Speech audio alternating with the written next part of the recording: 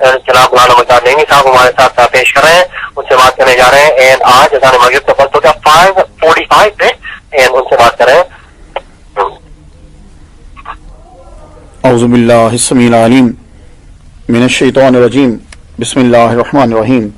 तमाम नबियों के सरदार हज़रत मोहम्मद सल्लल्लाहु अलैहि वसल्लम और तमाम मज़ाहिब के सरदार दीन इस्लाम के पैरोकारों, अस्सलामु अलैकुम व रहमतुल्लाहि ताला व बरकातुहू। आज से एक टॉपिक शुरू करना चाह रहा हूं, उसके बारे में बहुत से लोग जानना चाहते हैं और बहुत से लोग बहुत सारी चीजें अजीबो गरीब उसके बारे में जानते हैं। तो ये टॉपिक है दज्जाल। दज्जाल कौन है, दज्जाल कहां है, दज्जाल कब बरामद होगा, ये सारे जो टॉपिक हैं इसके ऊपर आपसे मैं गुफ्तगू करूंगा और उम्मीद है कि आप सब लोग जो हैं वो इसे बड़े गौर से समाप्त करेंगे। अगर आपसे ये मिस हो जाए तो काशी भाई को फोन करके पूछ लीजिएगा। इनकी वेबसाइट पे ये आर्काइव के अंदर ये रहता है, हमारा प्रोग्राम जो है 24 आवर तो रहता ही है। वहां मिस हो जाए तो फिर एक चैनल दोस्त का है व्हाइट स्टोन 786, वहां जाके भी सुन लीजिएगा। चलिए गुफ्तगू को शुरू करते हैं। दज्जाल जो है वो कौन है। सबसे पहले हम हदीस मुबारका, क्योंकि हमारी आदत ये है, आदत क्या कि हमारा तरीका ये है, तरीका क्या कि हम जरूरी समझते हैं। मुसलमान जब भी कभी तकरीर करने लगता है, गुफ्तगू शुरू करता है, कुरान मजीद की आयत या हदीस मुबारका को पढ़ता है। मैं हदीस मुबारका का तर्जुमा करना चाहूंगा, इसको इब्ने माजा ने नकल किया है। सुनिए, जब से अल्लाह ताला ने ज़ुर्रियत आदम को पैदा किया, दुनिया में कोई फितना दज्जाल के फितने से बड़ा नहीं हुआ। और अल्लाह ने जिस नबी को भी मबूस की फरमाया, उसने अपनी उम्मत को दज्जाल से डराया। और हुजूर फरमाते हैं, मैं आखिरी नबी हूं और तुम बेहतरीन उम्मत, इसलिए वो ला महला तुम्हारे ही अंदर निकलेगा। यानी हुजूर सल्लल्लाहु अलैहि वसल्लम को पता है कि इन्हीं के अंदर आएगा वो। अगर वो मेरी मौजूदगी में निकला तो हर मुसलमान की तरफ से उसका मुकाबला करने वाला मैं हूं, और अगर मेरे बाद निकला तो हर मुसलमान अपना दिफा खुद करेगा और अल्लाह हर मुसलमान का मुहाफिज और निगहबान होगा। वो शाम और इराक, सीरिया और इराक के दरमियान एक रस्ते पर नमूदार होगा, बस वो दाएं बाएं हर तरफ फसाद फैलाएगा।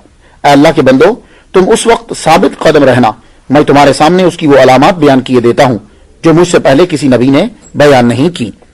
गौर है, समाप्त कर रहे हैं कि हुजूर सल्लल्लाहु अलैहि वसल्लम उसकी अलामात बताने लगे।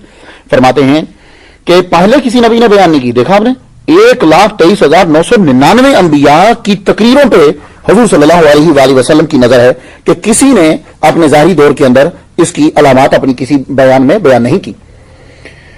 तो हुजूर फरमाते हैं कि वो सबसे पहले तो ये दावा करेगा कि मैं नबी हूं, हालांकि मेरे बाद कोई नबी नहीं है, यानी पैदा नहीं हुआ।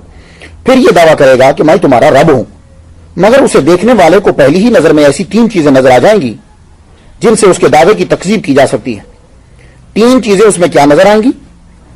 हुजूर फरमाते हैं कि पहली क्या है, एक तो यह कि वो आंखों से नजर आ रहा होगा, हालांकि तुम अपने रब को मरने से पहले नहीं देख सकते। पहली चीज क्या है कि एक शख्स दावा करता है कि मैं रब हूं, वो दज्जाल ये आके कहेगा मैं तुम्हारा, पहले तो कहेगा नबी। तो ये तो मुसलमानों को पता है कि हुजूर के बाद कोई नबी पैदा नहीं होता। और दूसरा वो नजर आ रहा है, आप लोगों को वो नजर आ रहा है, तो रब जो है वो नजर नहीं आता। हुजूर फरमाते हैं दूसरी ये कि वो काना होगा, उसकी एक आंख जो है वो बंद। तो हालांकि तुम्हारा रब जो है वो काना नहीं है। तीसरी ये कि उसकी दोनों आंखों के दरमियान काफिर लिखा होगा, जो हर मोमिन पढ़ लेगा, खौ वो लिखना जानता हो या ना जानता हो। ये थी एक हदीस मुबारका जिसको मैंने अपना सरनामा एक कलाम बना लिया। हुजूर सल्लल्लाहु अलैहि वसल्लम ने निशानी हमें बतला दी कि दज्जाल जो है वो आएगा। ये दज्जाल जो है बरवज़्न फ़आल है, मुबालगे का सीगा है। दज्जाल को दज्जाल क्यों कहते हैं, इसका नाम क्या है? ये नाम चूंकि हदीस में नहीं आया, इसलिए हम लोगों को भी मालूम नहीं है। हुजूर जिसका नाम बताते हैं वही हमें पता चलता है। तो कहां गए वो लोग जो अपने इल्म पे भरोसा करते हैं और कई चीजें उनको नहीं आती। आज के दौर में सारे अल्लामा, मुफस्सिर, मुफक्किर, मुहद्दिस, मुकर्रिर, ये सब कुछ जो हैं, ये सब मोहम्मद सल्लल्लाहु अलैहि वसल्लम के दिए हुए इल्म से अपना मकाम जो है वो बना रहे हैं। हुजूर ने दज्जाल का नाम नहीं बताया तो नाम भी नहीं आता। फ़आल के वजन के ऊपर इसको दज्जाल क्यों कहा गया? दजल का एक माना होता है ढांप लेना, लपेट लेना। तो जो अपने झूठ, मुलम्मसाजी, फरेबकारी और अपनी ताकत, अफरादी कुव्वत, फौजी ताकत से हक को ढांप लेगा, اس کے لیے یہ نام لکھا گیا اور اس کے اندر یہی صلاحیت ہوگی. 70,000 تو مسلمان جو ہیں وہ بھی اس کے ساتھ شامل ہو جائیں گے, اس کی ہیلپ کریں گے. یہ بات یاد رکھیں, جب وہ نکلے گا نا تو 70,000 مسلمان اور 70,000 یہودی, یہ تو وہ لے کے چلے گا. اب اندازہ لگا لیجئے کہ کتنے لوگ جو ہیں وہ اس کی آرمی کتنی پاورفل ہے. اور دجل کسی نقلی چیز کے اوپر سونے کا پانی چڑھانے کو کہتے ہیں. یہ بھی دجل کا ایک معنی ہے. کیا مطلب؟ کہ نیچے کی چیز سونا نہیں ہے, لیکن جو اس کے اوپر چڑھا دیا وہ سونا ہے. بہت سی چیزیں آج کل آپ دیکھتے ہیں, بازار سے آپ جاتے ہیں لینے کے لیے, تو آپ کو جو زیور ملتا ہے وہ آرٹیفیشل ہوتا, اس کے اوپر کیا ہے, سونے کا پانی چڑھا ہوتا, تو نیچے سونا تو نہیں ہے نا. تو یہی حال ہے کہ دجال کیا کرے گا, وہ انسانی حقوق کے نام پر, جمہوریت کے نام پر, معاشی خوشحالی کے نام پر, معاشرتی مساوات کے نام پر, فلاح و بہبود کی خاطر منصوبہ بندی, فن کے نام پر پوری دنیا کو دھوکہ دے گا. آپ دیکھ لیجئے انسانی حقوق کے نام پر کیا کیا جاتا ہے, جمہوریت کے نام پر ملکوں میں کیا ہوتا ہے. معاشی خوشحالی کہے گا کہ معاشی خوشحالی آئے گی, تم لوگ جو ہے منصوبہ بندی اختیار کر لو. تو وہ ایک اصل حقیقت جو دھوکہ دہی ہے, جو فریب ہے, اس کے اوپر ملمہ کاری کرے گا بڑے بڑے اچھے لفظوں کی. یہ اس کا فن ہوگا. اب فن کے نام پر آپ دیکھ لیجئے, فنون لطیفہ کے نام پر دنیا میں کیا ہوتا ہے, تو وہ یہی کام کرے گا پوری دنیا کے اوپر. فن کے نام کے اوپر ہر ایک کو نچنیاں بنا دے گا, ہر ایک کو ڈانسر بنا دے گا, فن کے نام پہ. یہ فن ہے. تو دجال اکبر کو دجال مسیح بھی کہا گیا ہے. اب آپ سمجھ گئے کہ دجال کو دجال کیوں کہتے ہیں. یہ میں نے صرف مثالیں دی ہیں کہ یعنی دجال جو ہے وہ بری چیزوں کو ڈھانپے گا, اچھی چیزیں اس کے اوپر رکھ دے گا. تو باطل کو جو پھیلائے گا باطل کو, لیکن اس کے اوپر ملمہ کاری کرے گا اچھائی کی. تو اسی دجال کا نام دجال اکبر, یہ جو اس کو دجال اکبر جو آئے گا قرب قیامت جو ہے, اس کو دجال مسیح بھی کہتے ہیں. مسیحی دجال بھی کہا گیا اس کو. اب مسیح تو عیسیٰ علیہ السلام کو کہتے ہیں, تو اس دجال کو مسیح کیوں کہتے ہیں یہ سمجھنا ہے. تو عیسیٰ علیہ السلام کو جو مسیح کہتے ہیں, وہاں مسیح بمانا ماسح ہے, یعنی بمانا فاعل ہے, یعنی چھونے والا یا سیاحت کرنے والا, چلنے والا. تو عیسیٰ علیہ السلام کو مسیح اس لیے کہتے ہیں کہ وہ بیمار کو چھوتے تھے تو اللہ تعالیٰ کی پاور سے شفا دے دیتے تھے. وہ بس چلتے ہی رہتے تھے. انہوں نے کوئی اپنا کو عالیشان مکان نہیں بنایا, کبھی یہاں قیام کبھی وہاں قیام, اپنی والدہ محترمہ کے ساتھ یوں ہی سفر پہ ہی رہتے. تو اس لیے بھی ان کو مسیح کہا جاتا ہے. تو لیکن یہ جب ہم تشریح کرتے ہیں کہ مسیح بمانا ماسے ہے اور مسیح بمانا سیاحت کرنے والا ہے, تو یہ تو اس کے اندر بھی ہے. دجال بھی چھوتا ہے اور دجال بھی سیاحت کرے گا. تو پھر فرق کیا ہوا؟ تو سنیے, فرق یہ ہے کہ وہ مسیح عیسیٰ علیہ السلام مسیح الخدا ہیں. ہدا ہاں کے ساتھ, خدا نہیں, ہدا ہیں, ہدایت کے مسیحا ہیں. اور عیسیٰ علیہ السلام مسیح صادق ہیں. اور یہ جو دجال ہے یہ مسیح الدلالہ ہے اور مسیح کاذب ہے. یہ اور دجال کو جو مسیح کہا گیا ہے, اس کے کہنے کی ایک بڑی واضح وجہ یہ ہے کہ اس کی ایک آنکھ اور ابرو نہیں. یہ بات یاد رکھیے کہ جو سب سے بڑی وجہ ہے اس کو بیان کرنے کی, اس کی ایک آنکھ نہیں اور آنکھ کے اوپر ابرو جو ہیں وہ بھی اس کے نہیں. ابن فارس نے یہی معنی بیان کیے ہیں, اور یہ معنی بیان کرتے ہوئے ایک حدیث حضرت حذیفہ رضی اللہ تعالی عنہ سے نقل کی. وہ حدیث مبارکہ کیا ہے سن لیجئے. وَإِنَّ الدَّجَّالَ مَمْسُوحُ الْعَيْنِ عَلَيْهَا زَفْرَةٌ غَلِيظَةٌ, بلا شبہ دجال مٹی ہوئی آنکھ والا ہے جس پر ایک غلیظ بھدا سا نخونہ یعنی پھلی ہے. وہ گوشت جو ہے وہ بڑھ جاتا ہے اور آنکھ کو کور کر لیتا ہے. تو حدیث کا جب مطالعہ کرتے ہیں تو معلوم ہوتا ہے کہ دجال کی ایک آنکھ ہی نہیں بلکہ دونوں آنکھیں عیبدار ہوں گی. بعض حدیث ہم پڑھتے ہیں تو ان سے معلوم ہوتا ہے کہ اس کی ایک آنکھ نہیں اور بھی جو ہے دوسری آنکھ بھی ہوگی. تو سن لیجئے, اس میں جو ہے یہ مت سمجھیے کہ حدیث جو ہیں ان میں تعارض آگے نہیں, ایسا نہیں ہے. اصل میں اس کی دونوں آنکھیں ہی عیبدار ہوں گی, دونوں آنکھیں. ایک آنکھ جو ہے وہ اس کی بالکل بند, اور اس کے ماتھے کے اوپر کاف فا روئے جو ہے وہ لکھا ہوگا, اور اس کو مسلمان جو ہے, جو سچا مسلمان مومن ہوگا, اس کو فوراً سے وہ نظر آ جائے گا. تو یہودیوں کے نزدیک اس کا نام جو ہے کہتے ہیں کہ یہ یبل اس کا نام ہے, یا یوبل یا حبل ہے. لیکن اسلامی اصطلاحات کے اندر اس کے معنی جو ہیں وہ ہوتے ہیں اس کے جو طاغوت ہے. قرآن مجید کے اندر یہ لفظ جو ہے وہ استعمال ہوا ہے. تو دجال جب آئے گا, کہاں سے یہ آئے گا اور کب برآمد ہوگا, گفتگو ابھی جاری ہے. اجازت دیجیے. وآخر دعوانا الحمدللہ رب العالمین. जैसे हम आपको बता रहे थे थोड़ी देर पहले 548 के ऊपर है इस्लाम और हमारी जिंदगी के सेगमेंट शुरू होने जा रहे हैं। अस्सलाम वालेकुम। वालेकुम अस्सलाम। औज़ुबिल्लाहि समीउल अलीम मिनश शैतानिर रजीम। बिस्मिल्लाहिर रहमानिर रहीम। तमाम नबियों के सरदार हज़रत मोहम्मद सल्लल्लाहु अलैहि वसल्लम और तमाम मज़ाहिब के सरदार दीन इस्लाम के पैरोकारों, अस्सलामु अलैकुम व रहमतुल्लाहि ताला व बरकातहू। आज हमारे टॉपिक की दूसरी किस्त है, दूसरा हिस्सा है। पहली में मैंने आपको दज्जाल के माना बतलाए थे कि उसके माना क्या हैं और उसके नाम की मीनिंग जो है क्या है। आज ये है कि दज्जाल के मुतल्लिक मुख्तलिफ नजरियात। कुछ लोग ये कहते हैं कि दज्जाल किसी मुल्क का नाम है, कुछ लोग कहते हैं कि दज्जाल किसी निजाम का नाम है, कुछ लोग कहते हैं कि दज्जाल किसी तंजीम का नाम है। तो जिन लोगों ने कहा कि दज्जाल जो है वो किसी मुल्क का नाम है, उन्होंने कहा कि जी जिस मुल्क में वो रह रहे हैं अमेरिका, बोले कि ये दज्जाल है। जो लोग अमेरिका में नहीं रहते और जब कभी गुस्सा आता है तो अपनी अवाम को कहते हैं कि ये दज्जाल है, क्योंकि वो खुद यहां नहीं रहते, जब वीजा मिलता है तो फिर आ जाते हैं। दज्जाल की एक आंख बतलाई गई है, अमेरिका की भी एक आंख है, मादियत की आंख, रूहानियत की आंख बंद है और एक आंख है उसकी, वो मादियत की, वो खुली है और उसकी करेंसी पर भी एक आंख बनी हुई है। वो ये दलील देते। इस हद तक तो ठीक है कि अमेरिका की तहजीब सरासर मादियत परस्ती पर कायम है और दज्जाल को जाहिर होने के लिए जो वसाइल दरकार होंगे और जो माहौल चाहिए वो तमाम गैर मुस्लिम ख्वाह कहीं भी रहते हों मुहैया करने के लिए दिन रात साइंसी, माशरती, सियासी तौर पर तहकीकात में लगे हुए। ये तो ठीक है कि दज्जाल की राहें हमवार कर रहे हैं, मगर अमेरिका दज्जाल नहीं है, क्योंकि दज्जाल किसी मुल्क या हुकूमत का नाम नहीं है। ये एक मुतय्यन शख्स है जो एक मुकर्ररा वक्त में मुकर्ररा जगह से जाहिर होगा। अब उसके तामुन करने वाले बहुत से हैं, वो अब कोई भी हो सकता है, लेकिन जब हम दज्जाल अकबर की गुफ्तगू करेंगे तो फिर वो एक मुतय्यन शख्स है, एक आदमी है। अब हमारे पास कौन सा जरिया है कि जिसके मुताबिक हम बतला सकें, यकीनी जरिया हो कि वो कौन होगा? तो हमारे पास जरिया मोहम्मद सल्लल्लाहु अलैहि वसल्लम की जात है। तो दलाल देने से पहले ये जान लीजिए कि हमारी गुफ्तगू दज्जाल अकबर से है।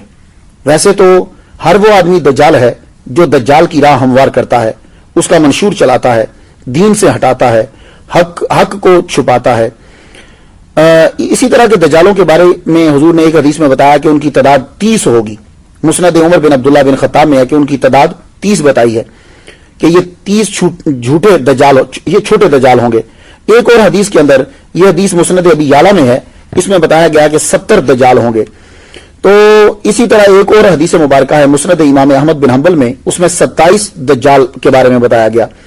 तो आप ये मत समझिएगा कि ये 27, 30 और 70 आपस में तारुज है। असल में कुछ दज्जाल हैं वो बी कैटेगरी के हैं, कुछ दज्जाल हैं वो सी कैटेगरी के हैं, लेकिन जिसकी हम गुफ्तगू करते हैं कि दज्जाल आएगा वो अद-दज्जालुल अकबर है, वो हजरत ईसा अलैहिस्सलाम के दौर में होगा। अद-दज्जालुल अकबर जो है ये मुल्क या हुकूमत नहीं, एक मखसूस हुलिया सूरत रखने वाला इंसान है। आइए अब हम देखते हैं हदीस मुबारका में कि वो कौन है। मुस्लिम शरीफ के अंदर हुजूर सल्लल्लाहु अलैहि वसल्लम का फरमान है, अन नवास बिन समाआन से काला ज़कर रसूलुल्लाह सल्लल्लाहु अलैहि वसल्लम, हुजूर सल्लल्लाहु अलैहि वसल्लम ने फरमाया कि वो एक नौजवान मर्द होगा, उसके बाल छोटे और घुंघरियाले होंगे, वो एक आंख से काना होगा। बुखारी शरीफ के अंदर हुजूर सल्लल्लाहु अलैहि वसल्लम का फरमान है कि आपने फरमाया कि मैंने ख्वाब में देखा कि वो काबा का तवाफ कर रहे हैं। हुजूर सल्लल्लाहु अलैहि वसल्लम देखते हैं खुद को कि इसी दौरान उन्हें दज्जाल दिखाया गया। हुजूर सल्लल्लाहु अलैहि वसल्लम ने फरमाया, मोटा भारी भरकम जिस्म था, सुर्ख उसकी रंगत, घुंघरियाले बाल, छोटे और एक आंख से नबीना, और उसकी आंख लटके हुए अंगूर के दाने जैसी है। मुस्नद इमाम अहमद में हदीस है कि उसकी पेशानी पर, फोरहेड पर लफ्ज काफिर लिखा होगा और हर ईमान वाला चाहे पढ़ा लिखा होगा या अनपढ़ वो उस लफ्ज को पढ़ सकेगा।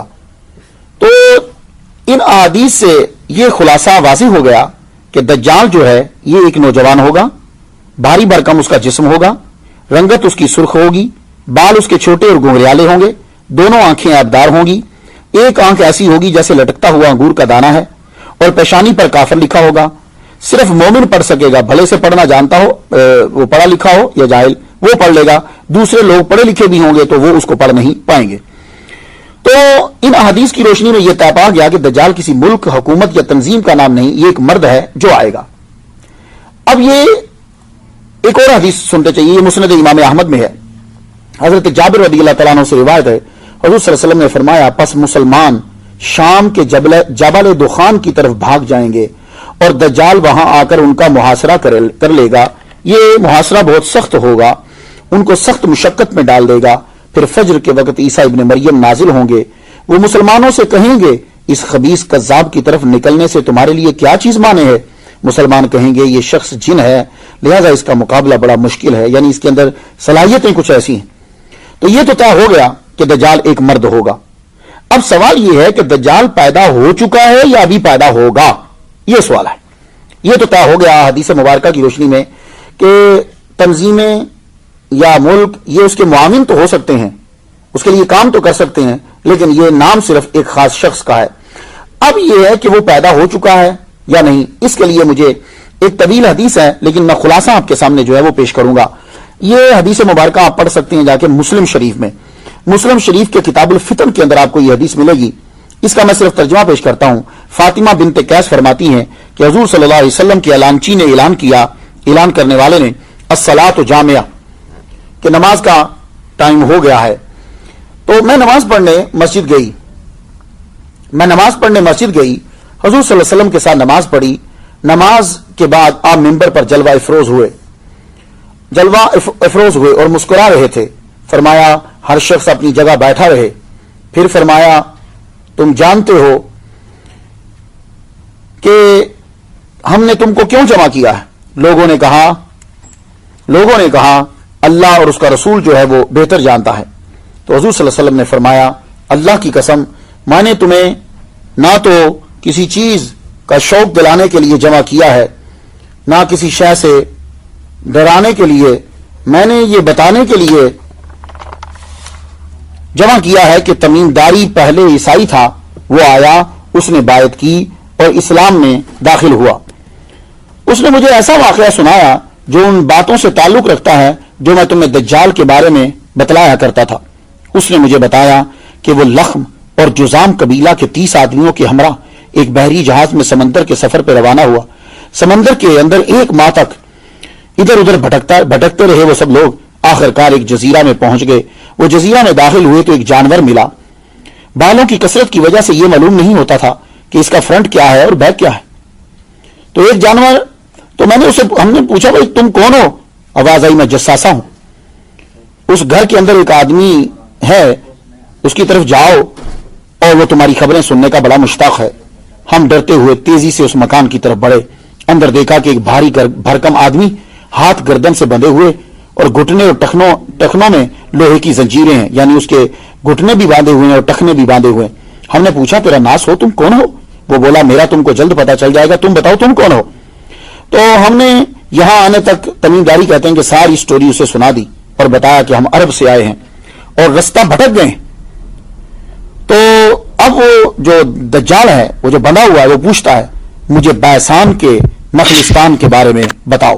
اخبرونی عن نخل بیسان اسالکم عن نخلها هل یثمر قلنا له نعم. میں تم سے پوچھنا یہ چاہتا ہوں کہ اس کے درختوں پر پھل آتے ہیں یا نہیں. ہم نے کہا آتے ہیں. اس نے کہا وہ زمانہ قریب ہے جب ان درختوں پر پھل نہیں آئیں گے. تو یہ دجال نے پہلی بات بتائی حضور صلی اللہ علیہ وسلم کے ظاہری دور کے اندر کہ بیسان کے نخلستان کے درختوں پہ پھل نہیں آئیں گے. اب بیسان کیا ہے؟ بیسان فلسطین میں ایک جگہ ہے. حضرت عمر فاروق رضی اللہ تعالیٰ عنہ کے دور میں مشہور کمانڈر حضرت شرحبیل بن حسنہ نے فتح کیا تھا. اور یہ میرے جتنے سامعین ہیں وہ یہ ذہن میں رکھ لیں، اس کو اکثر لوگ شرجیل پڑھتے ہیں. یہ شرجیل نہیں ہے، یہ لکھنے والے سے غلطی ہو گئی، وہ نقطہ پیچھے لے جاتا ہے. یہ شرحبیل بن حسنہ نے فتح کیا. 1924 میں خلافت عثمانیہ کے ٹوٹنے کے بعد یہ اردن کا حصہ بن گیا. 1948 میں اسے اسرائیل نے بیسان پر قبضہ کر لیا. یہ علاقہ قدیم زمانہ میں کھجوروں کے باغات کے لیے مشہور تھا، لیکن اب ان درختوں نے پھل دینا بند کر دیا ہے. 626 ہجری میں ہی تقریباً ختم ہو گئے تھے پھل. دجال کی ایک بات پوری ہو گئی کہ وہ زمانہ قریب ہے جب ان درختوں پر پھل نہیں آئیں گے. دوسرا سوال دجال نے یہ کیا مجھے تبریہ کی جھیل کے بارے میں بتاؤ. میرے پوچھنے کا مقصد یہ ہے کہ کیا اس میں پانی ہے؟ قالوا هي کثیرۃ الماء. وہ بولا اس کا پانی بہت جلد ختم ہو جائے گا. پانی تو بہت زیادہ ہے، لیکن دجال کہنے لگا اس کا پانی ختم ہو جائے گا. یہ دوسری علامت تھی. تو بحیرہ تبریہ کہاں ہے؟ لگتا ہے اس کے ساتھ دجال کا کوئی ضرور تعلق ہے. تو بحیرہ تبریہ اسرائیل کے شمال مشرق اردن کی سرحد پر واقع ہے. اس کی لمبائی 23 کلومیٹر، چوڑائی 13 کلومیٹر، گہرائی 157 فٹ ہے۔ اس وقت اسرائیل کے قبضہ میں ہے یہ بھی، اور دلچسپ بات یہ ہے کہ اسرائیل کی حکومت اتنے پیسے لگا کر خلیج عقبہ سے پانی پائپوں کے ذریعے سے اس کے اندر ڈالتی ہے، اور اس کے باوجود بھی اس کا پانی مسلسل جو ہے وہ کم ہوتا جا رہا ہے۔ تو دجال کی دوسری علامت بھی پوری ہو چکی ہے۔ تیسرا سوال اس نے یہ کیا کہ مجھے زغر کے چشمے کے بارے میں بتاؤ، یہ چشمہ کیا ہے، کیا بتایا؟ گفتگو جاری ہے، اجازت دیجیے۔ وآخر دعوانا الحمدللہ رب العالمین۔ موجود ہیں ان کو کہتے ہیں السلام علیکم۔ وعلیکم السلام۔ اعوذ باللہ السمیع العلیم من الشیطان الرجیم، بسم اللہ الرحمن الرحیم۔ تمام نبیوں کے سردار حضرت محمد صلی اللہ علیہ وآلہ وسلم اور تمام مذاہب کے سردار دین اسلام کے پیروکاروں، السلام علیکم ورحمۃ اللہ تعالی وبرکاتہ۔ مجھے نہیں معلوم تھا کہ اس ٹاپک کو اتنی توجہ سے لوگ جو ہیں وہ سماعت کریں گے۔ ویب سائٹ کے یوٹیوب کے اوپر کل کا ہی ہمارا جو ہے وہ کافی لوگوں نے جو ہے اسے سنا، تو اس میں دلچسپی بھی کافی ہے۔ اور ایک بات آپ سوچتے ہوں گے کہ مختار نعیمی تم نے اس ٹاپک کو کیوں شروع کیا؟ وجہ یہ ہے کہ حضور صلی اللہ علیہ وسلم نے فرمایا کہ قیامت کی علامات میں سے ایک علامت یہ ہے کہ مولوی خطبہ جو ہے یہ دجال کا ذکر کرنا چھوڑ دیں گے۔ تو میں ذکر کر رہا ہوں تاکہ آپ کو یقین رہے کہ ابھی قیامت بہت دور ہے، جلدی نہیں ہے۔ تو اس ٹاپک جاننا بھی اس کے بارے میں ضروری ہے، کیونکہ ہر نبی اپنے اپنے دور کے اندر دجال کے بارے میں بتلاتا رہا ہے۔ ہمارے ساتھ رہیے اور اپنی انفارمیشن جو ہے وہ نالج بڑھاتے رہیے۔ سنیے، دجال سے جس کی ملاقات ہوئی، تمیمداری کی، اس نے آ کے حضور صلی اللہ علیہ وسلم کو جو واپس آ کر سٹوری بتلائی، اس میں تیسرا سوال یہ تھا، اور آج یہ تیسری قسط ہے، تیسرا حصہ ہے، کہ وہ جو دیر کے اندر بیٹھا ہوا تھا آدمی، بھاری بھرکم جسم والا، گھنگریالے بال چھوٹے اس کے، کہنے لگا مجھے زغر کے چشمے کے بارے میں بتاؤ۔ تو زنجیر میں جکڑے آدمی نے کہا کیا چشمے میں پانی ہے اور لوگ اس پانی سے کھیتوں کو سیراب کرتے ہیں؟ تو ہم نے کہا اس میں بہت پانی ہے اور شہر کے رہنے والے اس سے کھیتوں کی آبیاری کرتے ہیں۔ زغر جو ہے یہ حضرت لوط علیہ السلام کی چھوٹی بیٹی کا نام ہے۔ ان کی 2 بیٹیاں تھیں، اور دونوں بیٹیوں کو جو دفنایا گیا وہ چشمے کے پاس دفنایا گیا، فاؤنٹن کے پاس۔ یہ زغر جو آپ کی بیٹی کو جو دفنایا گیا، تو وہاں عین زغر جو ہے وہ مشہور ہو گیا۔ یہ زغر جو ہے یہ جگہ بھی ڈیڈ سی کے مشرق میں ہے۔ یہ جو زغر ہے نا جس کے بارے میں وہ پوچھ رہا تھا دجال، یہ ڈیڈ سی کے مشرق میں ہے، اور یہ جگہ بھی اب اسرائیل میں، اس ملک کے اندر جو ہے وہ آتی ہے۔ یہ ہے اس کی آخری علامت جو اس نے پوچھی تھی، کیونکہ ابھی تک اس میں پانی ہے اور کھیتوں کو آبیار کیا جاتا ہے۔ چوتھا سوال دجال یہ کرتا ہے مجھے نبی الامیین صلی اللہ علیہ وسلم کے بارے میں بتلاؤ، انہوں نے کیا کیا ہے؟ یہ وہ پوچھنا چاہ رہا ہے کہ انہوں نے کیا کیا ہے۔ ہم نے کہا وہ مکہ سے نکل کر مدینہ میں آ گئے ہیں۔ اس نے پوچھا کیا عربوں نے جنگ کی ہے؟ ہم نے کہا ہاں۔ بولا اب کیسی حالت ہے؟ کہا ارد گرد کہ عرب جو تھے وہ مغلوب ہو چکے اور ان پر محمد صلی اللہ علیہ وسلم غالب آ گئے ہیں۔ انہوں نے ان کی اطاعت قبول کر لی ہے۔ تو وہ بولا ان کے لیے یہی بہتر ہے کہ وہ اطاعت قبول کر لیں۔ اب میں تمہیں اپنے بارے میں بتاتا ہوں۔ تم نے مجھ سے پوچھا تھا نا کہ تم کون ہو، اب میں تمہیں اپنے بارے میں بتاتا ہوں۔ میں دجال ہوں، مجھے ان قریب خروج کی اجازت مل جائے گی۔ یہ پوری حدیث جو ہے یہ بہت ساری چیزیں ہمیں بتلاتی ہے، مسلم شریف میں ہے اور کتاب الفتن کے اندر۔ اس طویل حدیث کے بعد بہت سی معلومات حاصل ہوئی ہمیں۔ ایک یہ کہ دجال جو ہے وہ مرد ہے، بہت عرصہ سے ہے وہ، اور زمین کے اوپر ہے۔ اس حدیث کو پڑھنے کے بعد دجال کی رہائش گاہ کا بھی کچھ علم ہوتا ہے، کچھ کہ وہ کہاں رہتا ہے۔ اب آگے ہم پڑھتے ہیں اور تحقیق کرتے ہیں کہ وہ اس وقت کہاں ہے دجال۔ دجال اس وقت کہاں ہے، لوگ کیوں نہیں تلاش کر پائے جبکہ سیٹلائٹ کے ذریعے زمین کا چپا چپا چھان مارا ہے۔ اس وقت جتنے لوگ میری تقریر سن رہے ہیں، آپ ابھی گوگل پہ جائیں، اگر آپ پے نہیں کرتے تو ذرا देर की तस्वीर मिलेगी, पहली बहुत पुरानी, और अगर आप पे करते हो तो गूगल अर्थ आपको बता देगा आपका घर कहां है। हमारे दोस्त यहां बैठकर अपनी गली अपना मोहल्ला देख लेते हैं। तो अगर गूगल अर्थ एक आम आदमी जो है वो अपना गली मोहल्ला देख रहा है, जैसे आप कराची में रहते हो, आप हैदराबाद में रहते हो, तो आप अपना एड्रेस डालिए, वो आपको 2 साल पुरानी तस्वीर दे देगा अगर आप पैसे नहीं देते। अगर पैसे देते हो तो गूगल अर्थ जो है वो आपको करंट जो है वो पिक्चर देगा। तो जब ये टेक्नोलॉजी आपके पास है, एक आम आदमी के पास है, तो ये याद रखिएगा कि ऐसी टेक्नोलॉजी आम आदमी के पास तक कम से कम 10-15 साल के बाद आती है। ये जो कैमरे तुम आज यूज कर रहे हो अपने सेल के अंदर, ये कैमरे 20 साल पहले इंटेलिजेंस यूज कर चुकी, इतने छोटे छोटे कैमरे जो हैं। तो जो टेक्नोलॉजी आवाम यूज करती है वो अमेरिका में तो 10-15 के बाद आ जाती है, बाहर दूसरे मुल्कों में पता नहीं कितने सालों के बाद पहुंचती है। खैर, तो अगर आप देख पा रहे हो अमेरिका में बैठकर अपने हैदराबाद को, अपने कराची को, तो बताइए जिनके पास जदीद टेक्नोलॉजी मौजूद है और उन्होंने आपको नहीं दी, वो क्या क्या नहीं देख सकते। उन्होंने तो पूरी जमीन को यूं छान मारा और हमारे पाकिस्तान की गली का चप्पा चप्पा उन्होंने माप दिया है। ये शायद मालूम ना हो, कि लोग जानते होंगे, तो हर चीज जो है वो मालूम है। तो ये दज्जाल क्यों नहीं मिल रहा? तो मैं रिसर्च करने लगा कि जब इतने पावरफुल लोग उसके इंतजार में हैं, अपना निजात दहिंदा उसे करार देते हैं, तो वो क्यों नहीं मिल रहा? तो मैंने पूछा, रिसर्च की कि वो कहां रहता है, तो किसी ने कहा कि चिड़िया के घोंसले में रहता है। तो फौरन से हंसी छूट गई कि भाई चिड़िया के घोंसले में इतना बड़ा कहां से बंदा रहेगा भाई।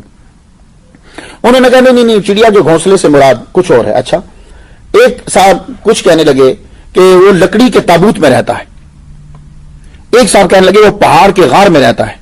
ये तहकीक है सबकी।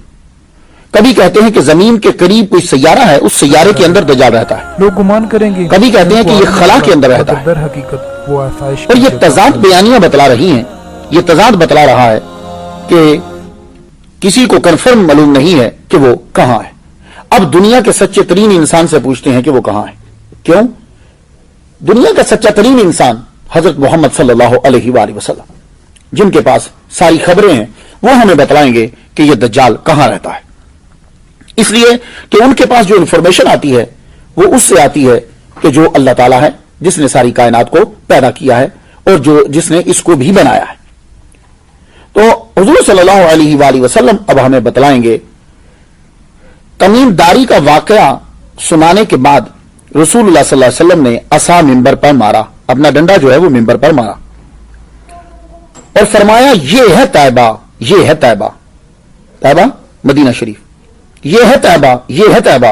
फिर फरमाया, तुमको यही बताया करता था और जान लो कि दज्जाल ना शाम के समुद्र में है, बहराए रूम बनता है। शाम का समुद्र सीरिया का जो है वो बहराए रूम बनता है। ना वो शाम के समंदर में है, ना यमन के समंदर में है। यमन को कौन सा लगता है? वो बहरे अरब लगता है, ना वहां है। वो मशरिक में है, वो मशरिक में है। हुजूर ने 2 मरतबा कहा। और जब किसी चीज की ताईद करनी हो, ताकीद करनी हो, तो आप उसको बार बार बोलते। तो हुजूर ने कहा वो मशरिक में है, वो मशरिक में है। और अल्लाह के नबी ने अपने हाथ से मशरिक की तरफ जो है वो इशारा किया, मशरिक की तरफ जो है वो इशारा किया। अब हुजूर सल्लल्लाहु अलैहि वसल्लम ने मशरिक की तरफ इशारा कर दिया। हम अब तलाश करेंगे कि जजीरतुल अरब में बैठकर अगर मशरिक बने तो वो कौन सी जगह बनेगी। तो जजीरतुल अरब में बैठकर जब मशरिक की तरफ इशारा किया जाता है तो 2 बड़ी इंपॉर्टेंट जगहें मशरिक की साइड पे आती हैं, जिन्हें सिर्फ मुसलमान ही नहीं बल्कि क्रिश्चियन भी, ईसाई भी ये कहते हैं कि वो शैतानी समुंदर है, डेविल्स सी, शैतानी जजीरे या जहन्नुम का दरवाजा। ये 3 नाम दिए जाते हैं। अगर आप जजीरतुल अरब में बैठे, जहां हुजूर सल्लल्लाहु अलैहि वसल्लम ने इशारा किया मशरक की तरफ जिस जगह से, तो वहां आप बैठकर जब मशरक की तरफ देखेंगे तो ये 2 आपको वहां 2 जगह ऐसी नजर आती हैं, उनमें से ये डेविल्स सी भी है। अब ये डेविल्स सी, इस पे जब हम गौर करते हैं तो हैरानी ये होती है कि मुस्लिम मुल्क तो वहां कोई है नहीं, तो ये शैतानी समुंदर का आलमी नाम क्यों दे दिया गया? क्योंकि ये टेक्नोलॉजी, ये टर्मिनोलॉजी जो है ये तो मुसलमानों की है, दूसरे लोग उसको ये क्यों करार दे रहे हैं? तो जब हम उस पर गौर करने लगते हैं तो आप गौर करें कि यही डेड सी, ये तो आगे चलती चलती ये आकर बिल्कुल अमेरिका के करीब पहुंच जाती। اب ہم جب اس پہ ریسرچ کرنے لگے تو ہمیں جو سب سے جو چیز نظر آتی ہے وہ ہمیں برمودا ٹرائی اینگل نظر آتا ہے. گفتگو بھی جاری ہے, اجازت دیجیے. وآخر دعوانا الحمدللہ رب العالمین.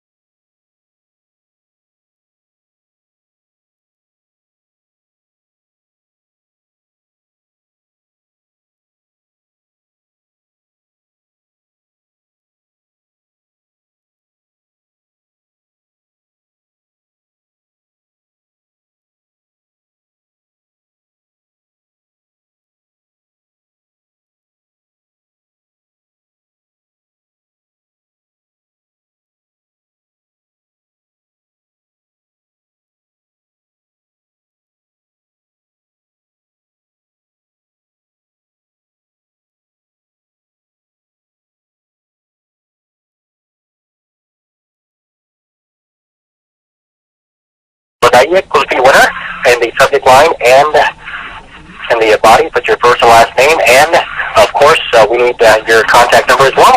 Prize at sunizvideo.com. اس وقت آپ کو لے کے چلنا ہے ہمارے سیگمنٹ کی طرف جس کا نام ہے اسلام اور ہماری زندگی. مولانا مختار نعیمی صاحب ہمارے ساتھ لائن پہ موجود ہیں اور once again آج اذان مغرب کا وقت ہے 5:50 ان سے بات کرتے ہیں.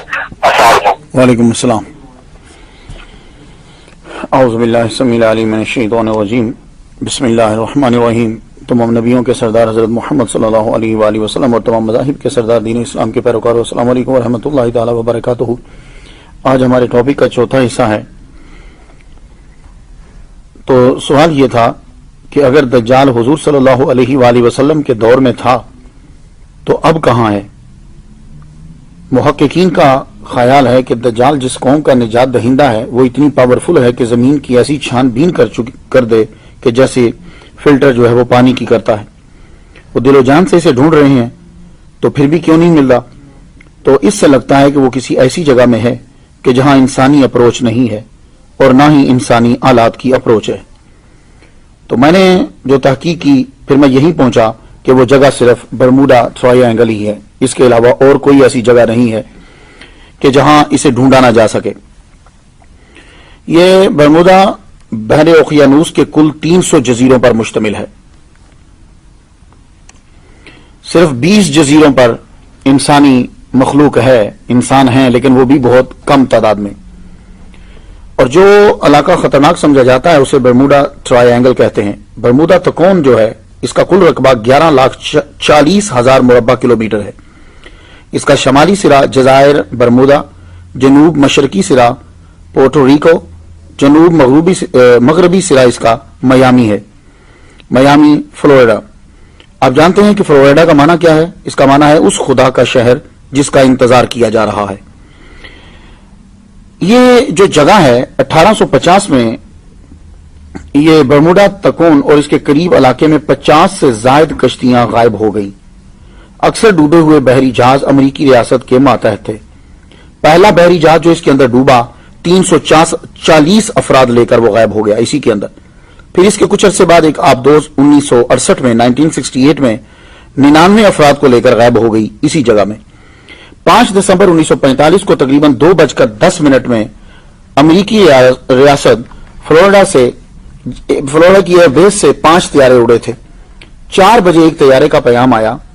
پائلٹ بولتا ہے عجیب و غریب صورتحال کا سامنا ہے، میں زمین نہیں دیکھ پا رہا ہوں، میں اپنی جگہ کا تعین نہیں کر پا رہا، ہم فضا میں کہیں گم ہو گئے ہیں. ایئر بیس سے پیغام آتا ہے مغرب کی طرف اڑان جاری رکھو. پائلٹ کہتا ہے مجھے نہیں پتا چل رہا کہ مغربی سمت کہاں ہے. اور جب وہ یہ میسج پہنچا رہا تھا واپس اس وقت سورج غروب ہونے کا ٹائم تھا، 4-5 کا ٹائم تھا، تو اس کو سورج دیکھ لینا چاہیے تھا. تو اگر نیویگیشن کام نہیں کر رہے تو سورج غروب ہونے کا وقت تھا، سورج دیکھ کر ہی سمت کا تعین کر لیتے. مگر پائلٹ تعین نہیں کر پائے، آخر کار رابطہ ٹوٹ گیا اور یہ 5 جہاز بھی یہاں کے یہی غائب ہو گئے. ان 5 طیاروں کو تلاش کرنے کے لیے 5 دسمبر شام 7:30 پہ پھر ایک اور طیارہ بھیجا گیا. اس کا کام یہ ہوتا ہے کہ جو جہاز گم ہو جائے اس جہاز کو جا کے تلاش کرو، اور یہ جہاز جو ہے یہ پانی کے اندر بھی اتر جاتا ہے. बावजूद इस बात के कि ये महारत तामा रखता था, ये जहाज जो तलाश करने गया वो भी वहां जाकर गुम हो गया। मेरे ख्याल के मुताबिक यही दज्जाल का ठिकाना है। इस जगह शैतानी ताकतों का मरकज है। ऐसी मकनातीसी कशिश या बरकी लहरें हैं वहां जो हमारी बिजली से 1000 गुना ताकतवर हैं। और मुझे यह लगता है कि दज्जाल जब आएगा वो इसी ताकत का इस्तेमाल करेगा, और इस ताकत को, जो ताकत बरमूदा ट्रायंगल के अंदर है, जो लहरें हैं, इन पर अगर कंट्रोल हो जाए तो आज जो गाड़ी आप अपने 1960 45 के ऊपर या 59 पे चला रहे हो, ये गाड़ी 10,000 गुना रफ्तार के साथ तेज चलने लग जाएगी। इसके सामने पेट्रोल कोई चीज नहीं, गैस कोई चीज नहीं, इसके सामने बिजली कोई चीज नहीं। ये इतनी पावरफुल ताकत है कि कोई जहाज, बहरी जहाज हो, हवाई जहाज हो, कोई भी जाए, वो लहरें इसको तरोड़ मरोड़ कर चीज का नामो निशान मिटा के रख देती है। तो एक और इशारा मुझे मिलता है कि दज्जाल जो है वो इसे बरमूडा ट्रायंगल के अंदर ही है। वो कैसे? हुजूर सल्लल्लाहु अलैहि वसल्लम का फरमान अलीशान है कि शैतान अपना तख्त जो है वो समंदर के ऊपर लगाता है। और कुरान मजीद में वैसे दज्जाल का नाम नहीं है, ना इसका जिक्र है, लेकिन ये मसला इतना इंपॉर्टेंट है कि हुजूर सल्लल्लाहु अलैहि वसल्लम ने इसको बड़ी डिटेल के साथ बयान किया है। लेकिन एक इशारा मिलता है कि शैतान का तख्त कहां है, वो अपना तख्त कहां लगाता है। इन्नहु यराकुम हुवा व कबीलुहु मिन हैसु ला तरौनहुम, ये ऐसी जगह पे अपना तख्त लगाता है कि जहां से तुम नहीं देख सकते। तो ये भी हम तो आजकल के दौर के अंदर तो आप समंदर में देख सकते हो, सिर्फ बरमूदा ट्रायंगल वाहिद जगह है जहां तुम नहीं देख सकते। तो पता चला कि शैतान जो है, और शैतान का सबसे जहरीला तीर जो है वो दज्जाल है। कारामत और जहरीला तीर जो, तो मालूम ये हुआ, और इन लहरों को क्यों पैदा किया गया, बरमूदा ट्रायंगल के अंदर इतनी पावरफुल ताकत क्यों है? वो वजह यह है कि दज्जाल को वहां छुपाना है, अदरवाइज तो निकाल लाएंगे, ढूंढ लेंगे उसे। तो यही, लेकिन एक और मैं रिसर्च करते करते एक बात मुझे मालूम हुई कि दो डॉक्टर कहते हैं कि डॉक्टर जेम्स और डॉक्टर मोरिस जैसूब कहते हैं ये दो डॉक्टर जो थे इन्होंने बरमूदा ट्रायंगल के बारे में कुछ जान लिया था। अब पता नहीं बाद में ये मार दिए गए या क्या हुआ, लेकिन खबर ये फैला दी गई कि इन लोगों ने, दोनों डॉक्टरों ने जो है वो खुदकुशी कर ली थी। गॉड नोज़ बेटर क्या मसला है। मैं तो ये कहता हूं कि अल्लाह ताला ने दज्जाल को शैतानी समुंदर और शैतानी जजायर में मकनातीसी कशिश पैदा करके आम इंसानों से मख्फी रखा है। जब हुक्म रब्बी होगा तो इसके हाथ खोल दिए जाएंगे, क्योंकि उसके हाथ बंधे हुए हैं गर्दन के साथ, घुटने और टखने जंजीरों से बांधे हुए हैं, और वो भी आजाद कर दिए जाएंगे, और वो बाहर आ जाएगा। और हो सकता है तब अल्लाह ताला मकनातीसी लहरों को कम कर दे, या ये होगा कि वो इन लहरों के ऊपर कंट्रोल पा लेगा। उसकी वजह यह है कि कुछ लोगों ने बरमूदा ट्रायंगल के ऊपर उड़न तश्तरियां देखी हैं। वो जो एलियन की नहीं आप देखते, वो एलियन जिस पर बैठकर आते हैं, आपने अक्सर देखा होगा, वहां उनको उड़ते हुए देखा है। तो हो सकता है कि दज्जाल की पावर इतनी ज्यादा हो कि वो उन लहरों के ऊपर भी कंट्रोल कर सकता हो। अब सवाल यह है कि समुद्री जजीरे से निकलकर दज्जाल बाद में पब्लिक के सामने कब और कहां से आएगा। ये तो बात तय हो गई कि दज्जाल किसी जजीरे में ही रहता है, और मेरी अकल के मुताबिक वो बरमूदा ट्रायंगल के अंदर ही है। क्यों कि वहां अभी तक किसी की रसाई नहीं है, और अल्लाह ताला ने उसको छुपा कर रखना है जब उसके जाहिर होने का टाइम नहीं आता। अब यह है कि जब वो वहां से आएगा तो फिर पब्लिक के सामने कब आएगा, आलमी ऐलान कब होगा, लोग उसको जानेंगे कब। तो दज्जाल के पब्लिक में आने से पहले कुछ अलामात हैं, वो मैं हदीस की रोशनी में आप तक पहुंचाना चाहता हूं, क्योंकि हदीस से बढ़कर हमारे पास कोई यकीनी जरिया जो है वो नहीं है। मुस्नद इमाम अहमद, अबू दाऊद शरीफ, तिरमिज़ी शरीफ में हजरत मुआज़ बिन जबल रज़ियल्लाहु तआला अन्हु से रिवायत है, हज़रत सल्लल्लाहु अलैहि वसल्लम ने फरमाया कि बैतुल मक़दस की आबादी में मदीना की वीरानी है, मदीना की वीरानी में जंग अजीम, और जंग अजीम का होना कुस्तुतुनिया की फतह है, जिसके बाद दज्जाल का निकलना है। तो पता यह चला कि मदीना वीरान हो जाएगा, इतना वीरान हो जाएगा मदीना कि वहां जानवर फिरने लग जाएंगे, इंसान मदीना छोड़कर निकल जाएंगे। यह दज्जाल से पहले की बात है। और जब यह मदीना वीरान होगा तो बैतुल मक़दस जेरूसलम आबाद हो जाएगा, और मदीना की वीरानी के बाद जंग अजीम होगी, कुस्तुनतुनिया फतह होगा, उसके बाद दज्जाल आएगा। ये दज्जाल के पब्लिक में आने से पहले के मैं हालात आपको बता रहा हूं। एक और हदीस हमारी मदद करती है ये जानने की कि दज्जाल के ज़हूर से कबल हालात क्या होंगे। बारिश बंद कर दी जाएगी अल्लाह ताला की हुक्म से, और रिज़्क जमीन पैदा करना बंद कर देगी। हजरत अबू उमामा बाहिली रज़ियल्लाहु तआला अन्हु से रिवायत है, हुज़ूर सल्लल्लाहु अलैहि वसल्लम ने फरमाया दज्जाल के ज़हूर के पहले 3 साल सख्त होंगे। पहले साल अल्लाह ताला हुक्म देगा, ऐ आसमान तीसरा हिस्सा बारिश रोक दे, ऐ जमीन तीसरा हिस्सा ज़राअत रोक दे। दूसरे साल अल्लाह ताला फिर हुक्म देगा, अब जो बाकी बचा है उसमें से कहेगा, अल्लाह कहेगा तीसरा हिस्सा बारिश रोक दे, जमीन को हुक्म देगा तीसरा हिस्सा ज़राअत का रोक दे। तीसरे साल अल्लाह ताला हुक्म देगा, आसमान बारिश मुकम्मल तौर पे बंद कर दे, ए जमीन तू मुकम्मल तौर पर अपनी ज़राअत रोक ले, ताकि जानवर जो है वो भी मरने लग जाएंगे, क्योंकि जानवर तो घास खा लेते हैं, ऐसी चीजें खा लेते हैं, तो यानी गोया कि जमीन पर घास उगना भी खत्म हो जाएगा, जानवर भी मरने लग जाएंगे। ये है शैतान से पहले के 3 साल। इब्ने माजा शरीफ में ये हदीस मुबारक है। मुस्नद इमाम अहमद, अबू दाऊद और इब्ने माजा की स्टडी करने के बाद अहदीस के मुताले से मैं आपको बता सकता हूं कि दज्जाल के ज़हूर से कुछ साल उसके पब्लिक में आने से पहले क्या हाल होगा। बैतुल मक़दस आबाद हो जाएगा, जंग अजीम होगी, मदीना शरीफ वैरान हो जाएगा, लोग छोड़ जाएंगे, कुस्तुनतुनिया की फतह हो जाएगी, मुकम्मल कहत हो जाएगा, ना बारिश होगी ना फसल, लोग बुग़्ज़ अदावत की वजह से बिछड़ जाएंगे, एक दूसरे से उसका माल और औलाद छीनेंगे, यानी एक दूसरे के बच्चे भी छीन लेंगे। ये लोग एक आदमी की बैत के लिए इकट्ठे होंगे जो बद इखलाक होगा, बेइल्म होगा, मुल्क में लाकानूनियत और उसके पास उससे निजाम भी नहीं चलेगा। इंसान सुबह को मोमिन होगा और शाम को काफिर हो जाएगा। लोग 2 किस्म के रह जाएंगे, एक जो मोमिन होंगे उनके अंदर मुनाफिकत नहीं होगी, ये बोल कम होंगे, दूसरे मुनाफिक होंगे, ईमान नहीं होगा, बहुत ज्यादा तादाद में होंगे। ये फितने जब फैल जाएं तो हुजूर सल्लल्लाहु अलैहि वसल्लम फरमाते हैं उसी दिन उसका इंतजार करो कि वो पब्लिक में अपीयर हो जाएगा, या अगले दिन उसका इंतजार करो। तो दज्जाल किस मुल्क में आएगा? एक हदीस में है कि वो इस्फहान के एक मकाम यहूदिया से निकलेगा। सही मुस्लिम शरीफ बाब जिक्र दज्जाल के अंदर है कि हुजूर सल्लल्लाहु अलैहि वसल्लम ने फरमाया दज्जाल शाम और इराक के दरमियान से निकलेगा। हो सकता है कि वो निकले तो शाम और इराक के बीच से, मगर पब्लिक में ऐलान तब हो जब वो इस्फहान, ये ईरान का शहर है, वहां के यहूदी बेताबी से उसका इंतजार कर रहे हैं। हो सकता है कि जब ये वहां पहुंचे तो पूरी दुनिया में खबर जो है वो आम हो जाए। अब हमें ये देखना है कि जब ये आएगा तो इसके पास पावर कितनी होगी और ये करेगा क्या। आप हमारे साथ रहिए, इजाजत दीजिए। वाखिरु दावाना अल्हम्दुलिल्लाहि रब्बिल आलमीन। जनाब इस वक्त हमारा सेगमेंट जिसका नाम है इस्लाम और हमारी जिंदगी, वो प्रोग्राम शुरू हो रहा है 5:38 ऑन द क्लॉक एंड आज अज़ान मगरिब का वक्त होगा 5:51। इस वक्त मौलाना वद्दान नईमी साहब हमारे साथ लाइन पे मौजूद है, उनसे बात करते हैं।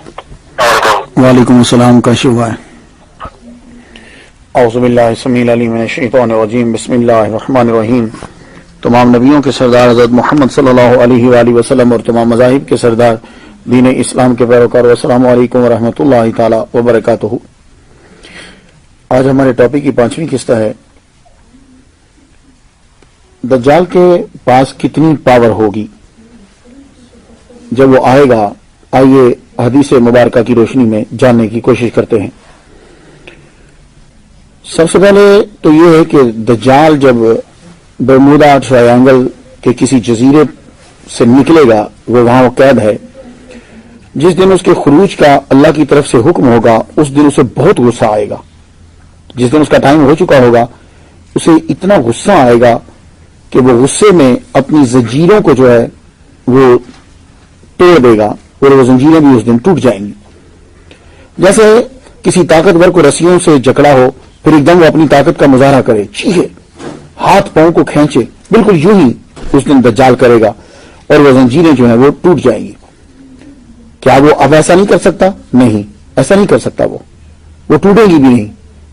जब अल्लाह का हुक्म होता है, कितनी ही ताकत हो, कितने ही हालात मुवाफिक हो, काम उसी वक्त होगा जब अल्लाह ताला की तरफ से ऑर्डर आता है। कोई और उसे आजाद करने के लिए नहीं आएगा। आप समझेंगे दज्जाल जो बांधा हुआ है तो कोई बंदा आएगा, आकर उसके पास चाबी होगी, वो आकर उसका ताला खोलेगा और उसको आजाद, नहीं, वो खुद ही उसको इतना शदीद गुस्सा आएगा कि उसकी वजह से उसकी जंजीरें जो है वो टूट जाएंगी।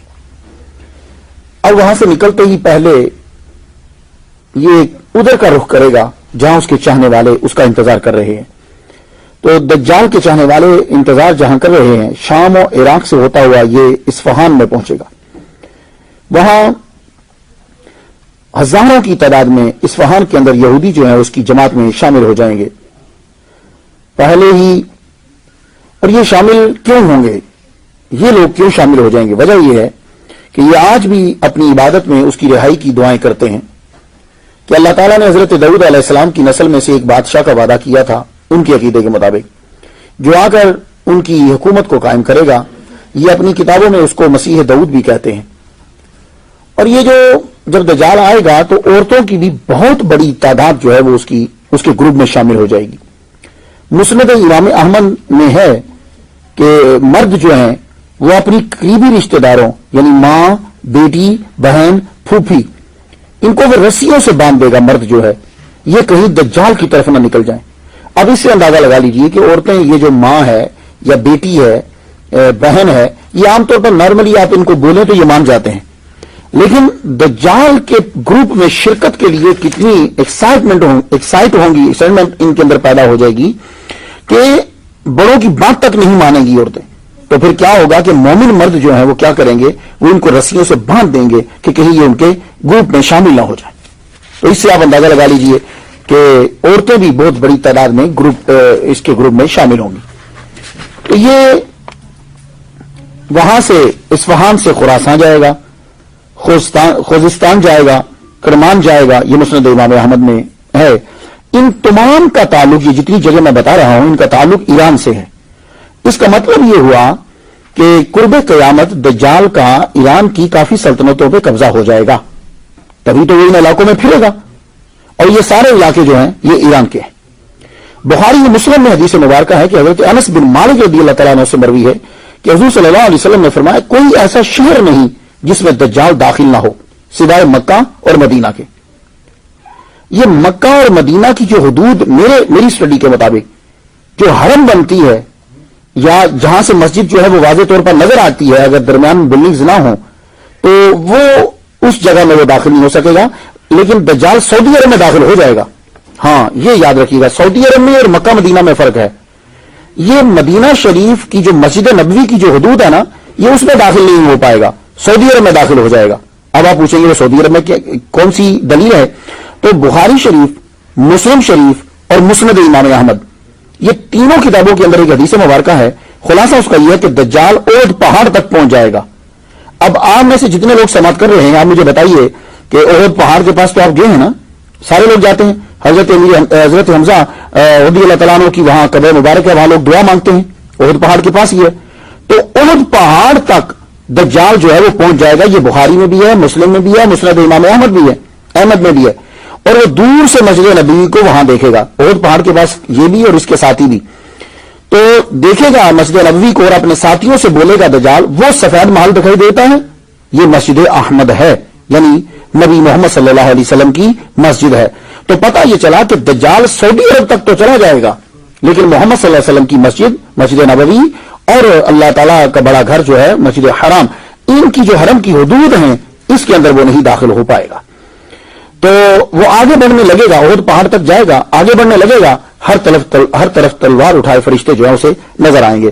تو مجھے یوں لگتا ہے کہ حدیث پڑھنے کے بعد کہ وہ مدینہ میں داخل ہوگا. احد پہاڑ اور جرف یہ مدینہ میں ہی ہیں، حضور فرماتے ہیں جرف یہ بھی مدینہ میں ہے. ہاں وہ مسجد میں نہیں داخل ہو سکے گا، یا یوں کہہ سکتے ہیں کہ احد تک جا پائے گا. محمد صلی اللہ علیہ وآلہ وسلم کا فرمان علی شان ہے کہ وہ اتنی تیزی سے سفر کرے گا جس طرح ہوا بادلوں کو اڑا لے جاتی ہے. یہ مسلم شریف میں ہے، خلاصہ اس کا بیان کیا کہ جیسے ہوا جو ہے وہ بادلوں کو لے کے چلی جاتی، بڑی تیزی کے ساتھ جاتی ہے. آپ کبھی بادلوں کو جاتے ہوئے دیکھا کریں، نیچے سے کم نظر آتے ہیں، اگر چھائے ہوئے ہوں تو پھر کم، اگر ایک دو ہوں تو پھر نظر آتا ہے، لیکن بلندی سے آپ کو بڑے نظر آئیں گے اگر آپ ہوا کے بعد اس کے اوپر جہاز کے اوپر سفر کر رہے ہوں. اب سوال یہ ہے کہ کیا وہ پیدل چلے گا؟ دجال جب آئے گا تو کیا پیدل چلے گا؟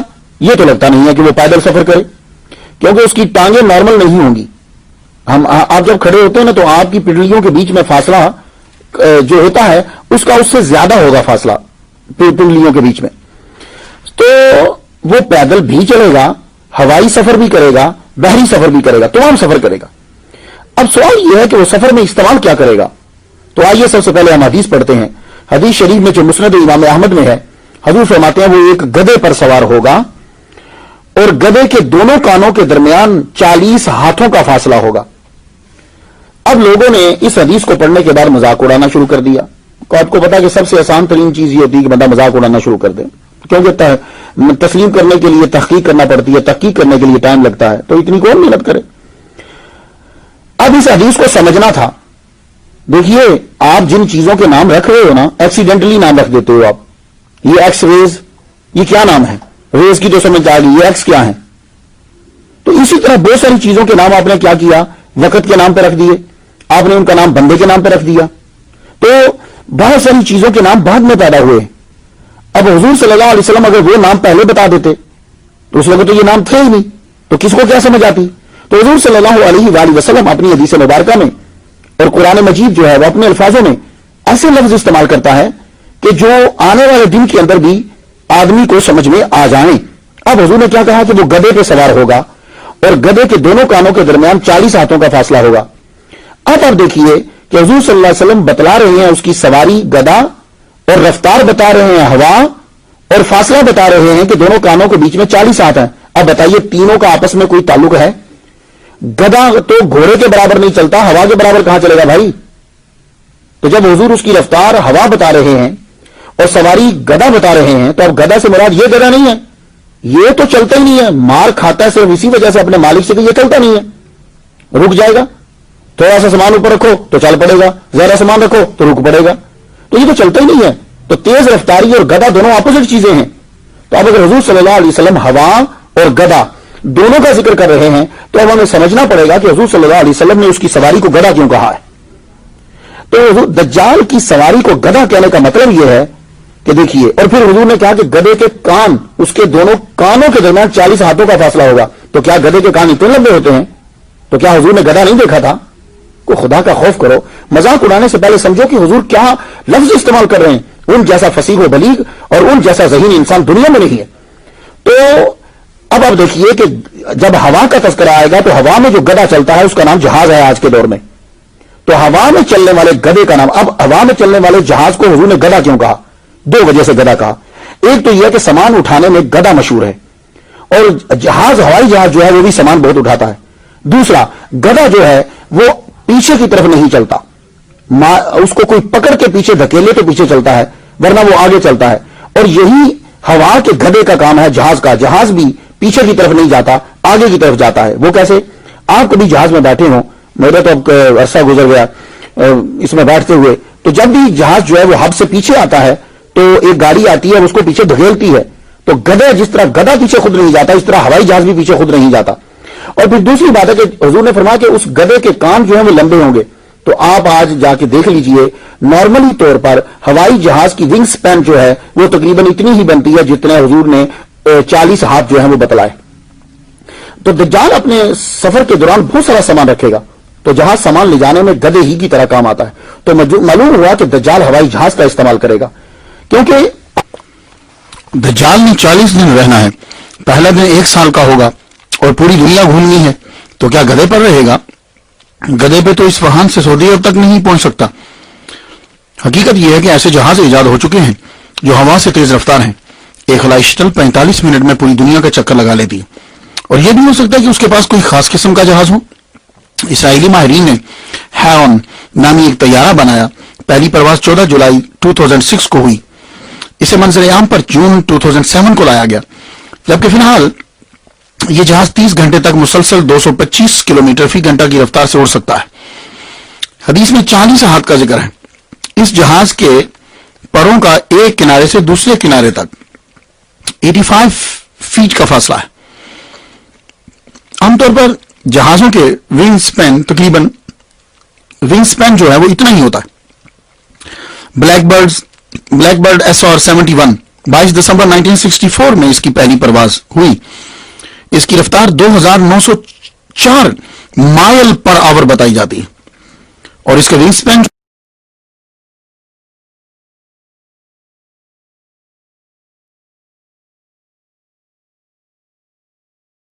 سیگمنٹ ہم شروع کرتے ہیں اور آج اذان مغرب کا وقت ہوگا 5:54 پہ. اب سے ٹھیک 10 منٹ بعد مولانا فیصلہ کرتے ہیں.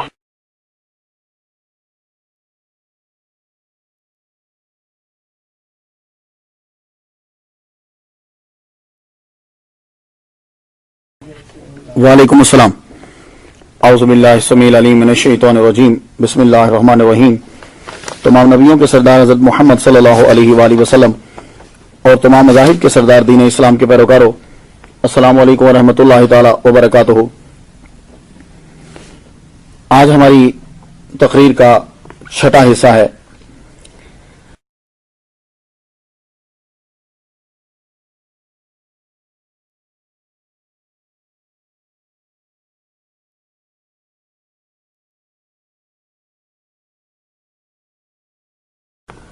حضور صلی اللہ علیہ وآلہ وسلم نے فرمایا کہ دجال زمین کے اوپر 40 دن رہے گا. سوال یہ ہے کہ وہ 40 دن کیا کرے گا؟ تو وہ 40 دن کے اندر بہت کچھ کرے گا, ساری دنیا کا سفر کرے گا 40 دن کے اندر. پہلے حدیث سن لیجئے. مسند امام احمد میں حضرت جابر رضی اللہ تعالیٰ عنہ سے ایک حدیث ہے, حضور صلی اللہ علیہ وسلم نے فرمایا تو دجال نکلے گا اور 40 دن زمین پر چلتا پھرتا رہے گا. پہلا دن 1 سال کے برابر ہوگا, دوسرا دن 1 مہینے کے برابر, اور تیسرا دن 1 ہفتے کے برابر ہوگا, پھر باقی دن ہمارے عام دنوں کے برابر ہوں گے. یہ بخاری میں بھی ہے اور مسلم میں بھی ہے. اس کی تشریح کچھ محدثین نے یہ کی کہ پریشانی کی وجہ سے دن 1 سال کا لگے گا. یہ بات نہیں ہے, وہ پریشانی کی وجہ سے 1 سال کا نہیں ہوگا, وہ حقیقت میں ہی 365 دن کا ہو جائے گا پہلا دن, اور دوسرا دن جو ہے وہ 30 دن مہینے کے برابر ہوگا, اور تیسرا دن جو ہے وہ 1 ہفتے یعنی 7 دن کے برابر ہوگا, اور باقی دن حضور نے فرمایا کہ وہ عام دنوں کے برابر ہوں گے. یہ عام دنوں کے برابر ہوں گے سے پتہ چلا کہ پہلے دن جو ہیں وہ واقعی ہی بڑے ہوں گے. ان 40 دنوں کے اندر دجال جو ہے وہ مختلف طریقوں سے لوگوں کو اپنا گرویدہ بنائے گا. انسان 3 چیزوں کی طرف بھاگتا ہے, روٹی, پانی اور زندگی.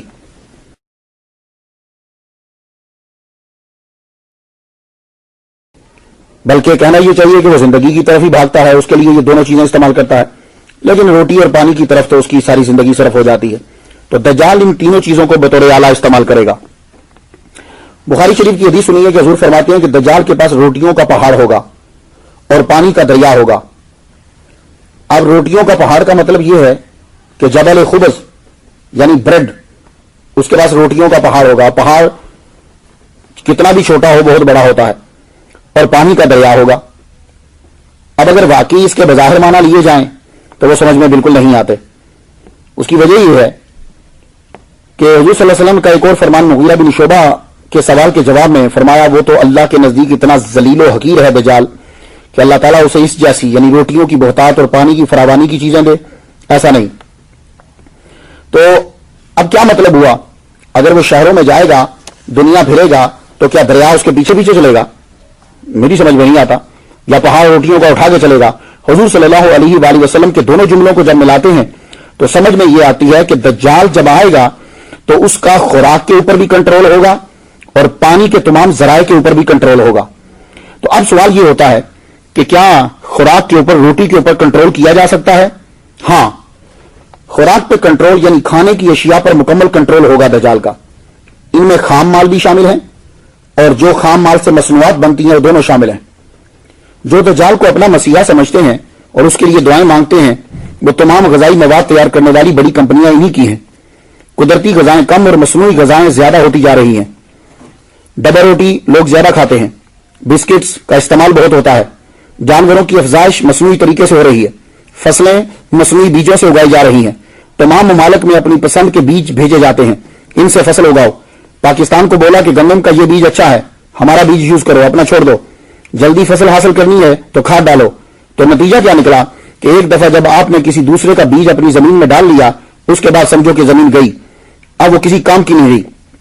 تو جب یہ سارے بیج دنیا میں بھیج دیے جائیں گے تو کیا ہوگا کہ جب وہ بیج تمہارے ہوں گے تو دوبارہ اگانے کے لیے تمہاری کمپنی کی طرف رجوع کرنا پڑے گا. تو اس کا مطلب یہ ہوا کہ جتنی فصلیں اگتی ہیں ان فصلوں کے بیجوں کے اوپر کنٹرول تو ہو گیا اس کا. تو یہی نظام آگے چل کے دجال تک چلے گا. تو دجال کے پاس یہ تمام کمپنی اس کے کنٹرول میں ہوگی کہ وہ جہاں جہاں بیج اور جو چیزیں بنتی ہیں وہ اس کے کنٹرول میں, فصلیں ساری کنٹرول میں کر لے گا. فروری 2000 کی بات ہے کہ میں دبئی میں لیکچر دینے کے لیے گیا, 2000 کی بات کر رہا ہوں.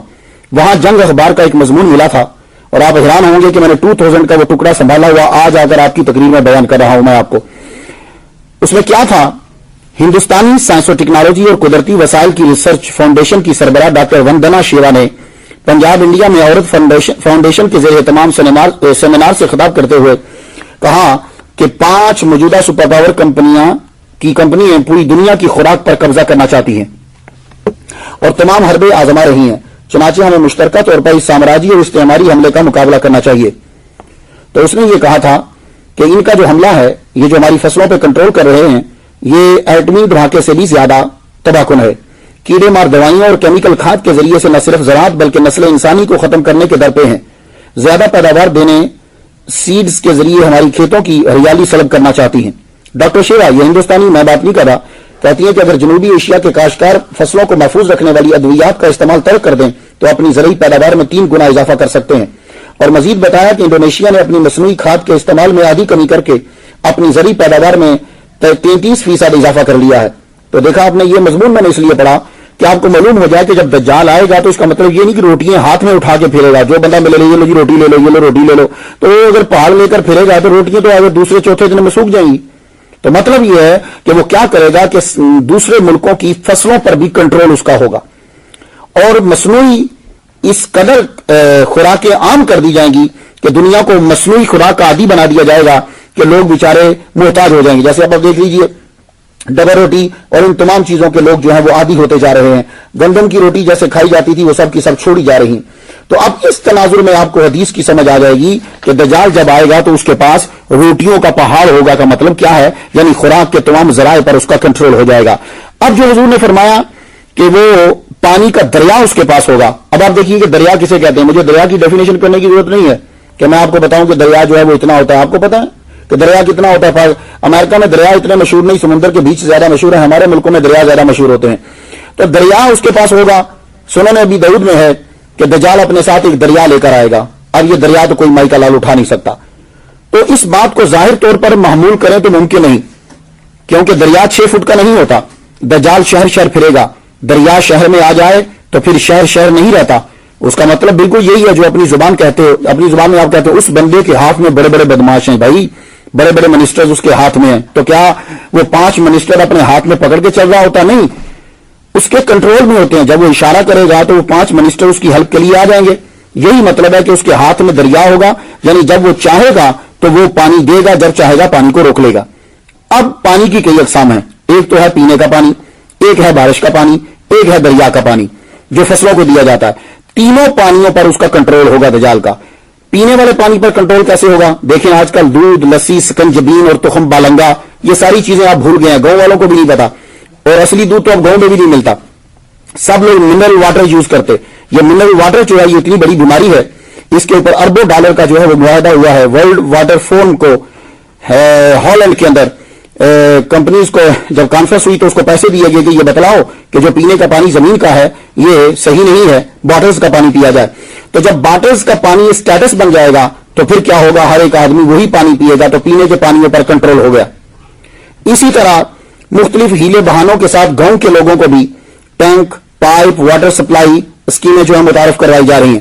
تو لوگ نلکے کا اور کنویں کا پانی نہیں پیتے, جبکہ یہ پانی انسان کی باڈی کے لیے زیادہ مفید ہے, انہوں نے چھوڑ دیا.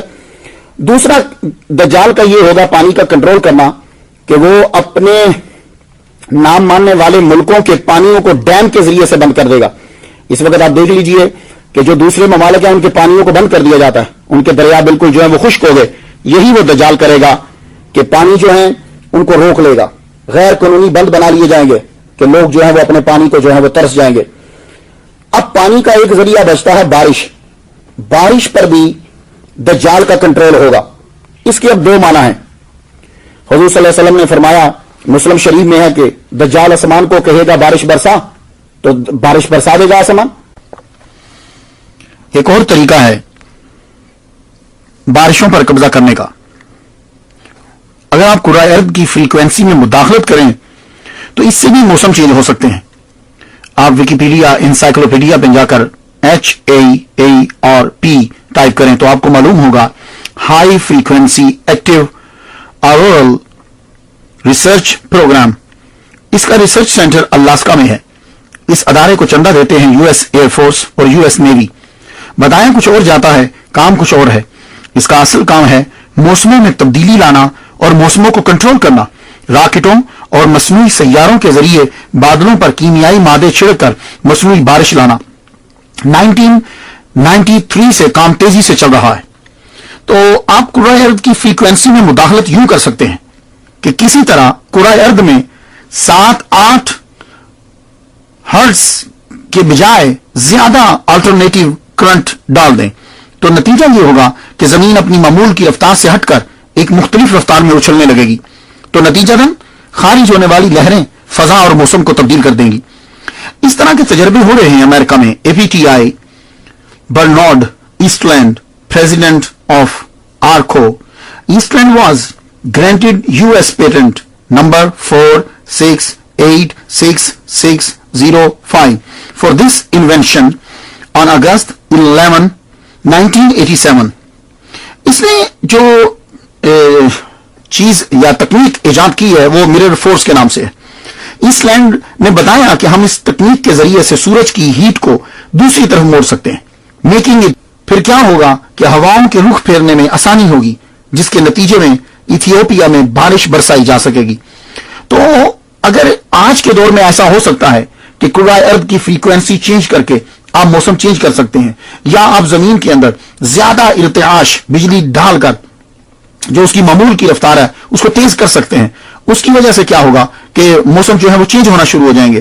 جو ایسٹ لینڈ نے تکنیک جو ابھی نکالی ہے اس کے ذریعے سے وہ بارش برسا سکتا ہے. تو ہو سکتا ہے کہ یہ ساری چیزیں جو ہیں اس دور کے اندر ترقی یافتہ شکل میں جا کے دجال کے پاس ہوں. تو دجال جو ہے وہ ان تمام چیزوں کے استعمال سے ایک مصنوعی بارش جو ہے وہ لا سکے، ایسا بھی پاسبل ہے، اور لگتا ہے یہی ہے. گفتگو جاری ہے، اجازت دیجیے. وآخر دعوانا الحمدللہ رب العالمین.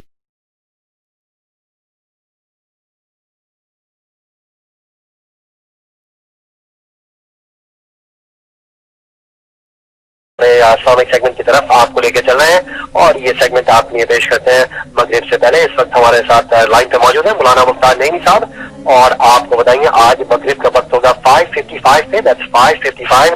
اور آئیے مولانا مختار نعیمی صاحب سے بات کرتے ہیں. السلام علیکم. وعلیکم السلام کا شبہ. اعوذ باللہ السمیع العلیم من الشیطان الرجیم. بسم اللہ الرحمن الرحیم. تمام نبیوں کے سردار حضرت محمد صلی اللہ علیہ وآلہ وسلم اور تمام مذاہب کے سردار دین اسلام کے پیروکاروں، السلام علیکم ورحمۃ اللہ تعالی وبرکاتہ. آج ہمارا جو ہے وہ 7واں حصہ ہے، یعنی پارٹ ہے، قسط ہے یا درس ہے دجال کے ٹاپک پہ. اس پہ آپ کو میں نے پیچھے یہ بتلایا تھا کہ دجال کے پاس روٹیوں کا پہاڑ ہوگا اور پانی کا دریا ہوگا. یہ حضور صلی اللہ علیہ وسلم کا فرمان ہے.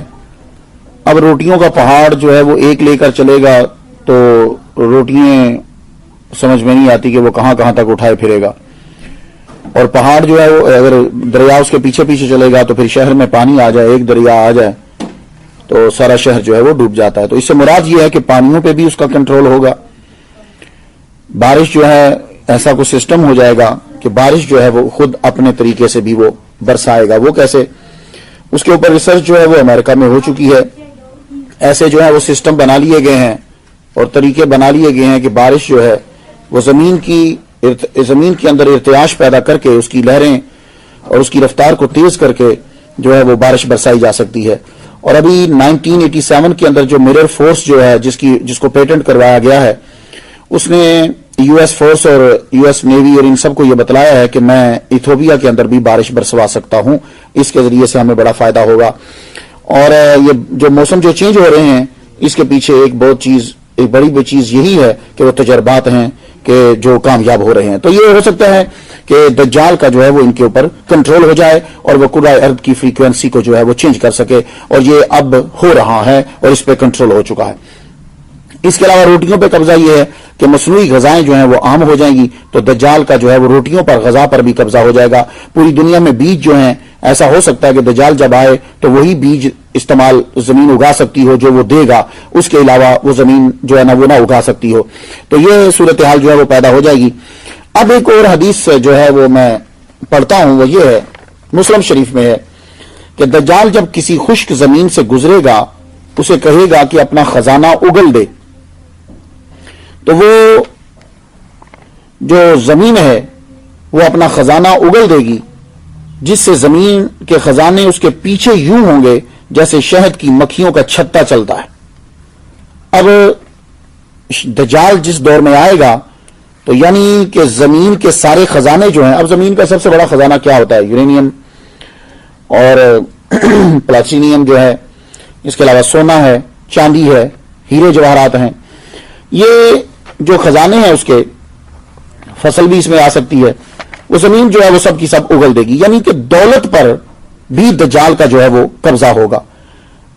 اب یہ دولت کے اوپر دجال کا قبضہ کس طرح ہوگا، تو اس کی مثال میں آپ کو آج کے دور سے دیتا ہوں، اور چونکہ آپ امریکہ میں ہو اس لیے میری بات کو بڑی جلدی سے سمجھ جاؤ گے. آپ یہ جانتے ہو کہ پوری دنیا کی معیشت کو صرف 2 ادارے چلا رہے ہیں, پوری دنیا کو کنٹرول کر رہے ہیں معیشت کو 2 ادارے, ورلڈ بینک اور IMF, انٹرنیشنل مانیٹری فنڈ. تو دنیا کی معیشت کا انحصار ان دونوں اداروں پر مانا جاتا ہے. یہ کسی طرح بھی مقروض ملکوں پر دباؤ ڈال کر وسائل پر تصرف کرتے ہیں. اور ان دونوں بینکوں کو کون کنٹرول کرتا ہے؟ International bankers. اور اس کو کون کرتا ہے؟ Big brothers. تو گویا کہ پوری دنیا کے بینکوں پر کنٹرول جو ہے وہ ان کا ہے.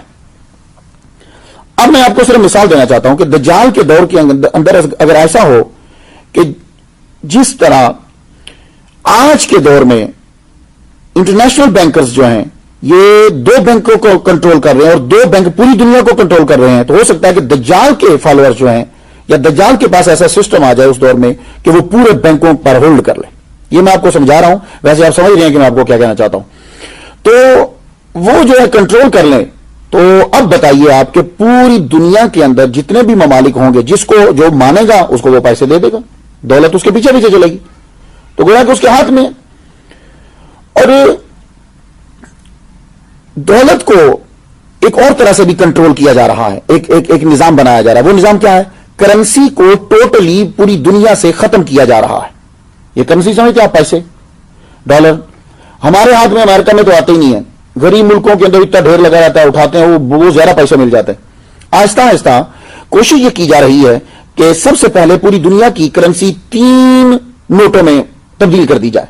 صرف 3 کرنسی پوری دنیا میں چلیں. جیسے ایک یورو ہے, امریکہ کی کرنسی ہوگی, ڈالر چلے گی.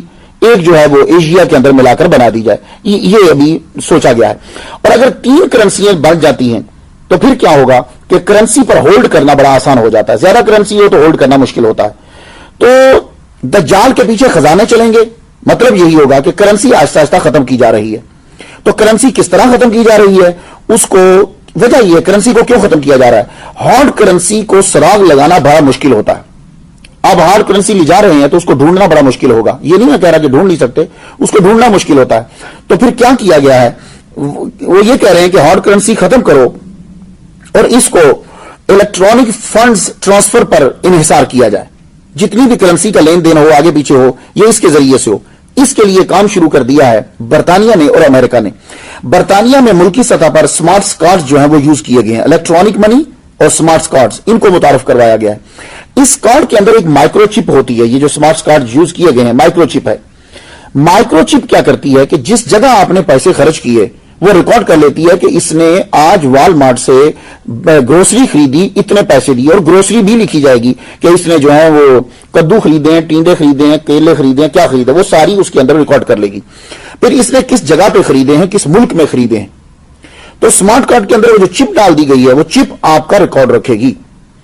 تو وہ جو برطانیہ نے جو یہ کارڈ چلایا ہے, اس کارڈ کو مونڈیکس اسکیم اور ویسٹرن مڈلینڈ بینکس اور برٹش ٹیلی کام, یہ تینوں کی سرپرستی اس کو جو ہے وہ حاصل ہے. کیونکہ کمیونیکیشن کے بغیر تو ریکارڈ جمع نہیں ہو سکتا نا. تو وہ یہ تینوں کے تینوں اس کو کر رہے ہیں. تو اب جب آپ یہ مثال میری سمجھ گئے تو اب آپ اگلی بات بھی سمجھ جاؤ گے کہ دجال کے دور کے اندر ایسا ہو سکتا ہے کہ کرنسی کو ٹوٹلی طور پر جو ہے وہ ختم کر دیا جائے. اور جب وہ ختم ہو جائے تو وہ یوں کرے گا کہ پھر چونکہ سسٹم کیا ہوگا, ابھی نیکسٹ اسٹیپ یہ ہے کہ اب پتہ نہیں ہماری زندگی میں ایسا ہوتا ہے کہ نہیں, لیکن پلان یہی ہے کہ آئندہ ایسا دور آ جائے گا کہ کوئی آدمی اگر ایک کرنسی استعمال کرتا ہوا پکڑا گیا تو اس کو یا تو قید کر دی, سزائے موت دے دی جائے گی, سزائے موت نہیں تو قید کر دیا جائے گا.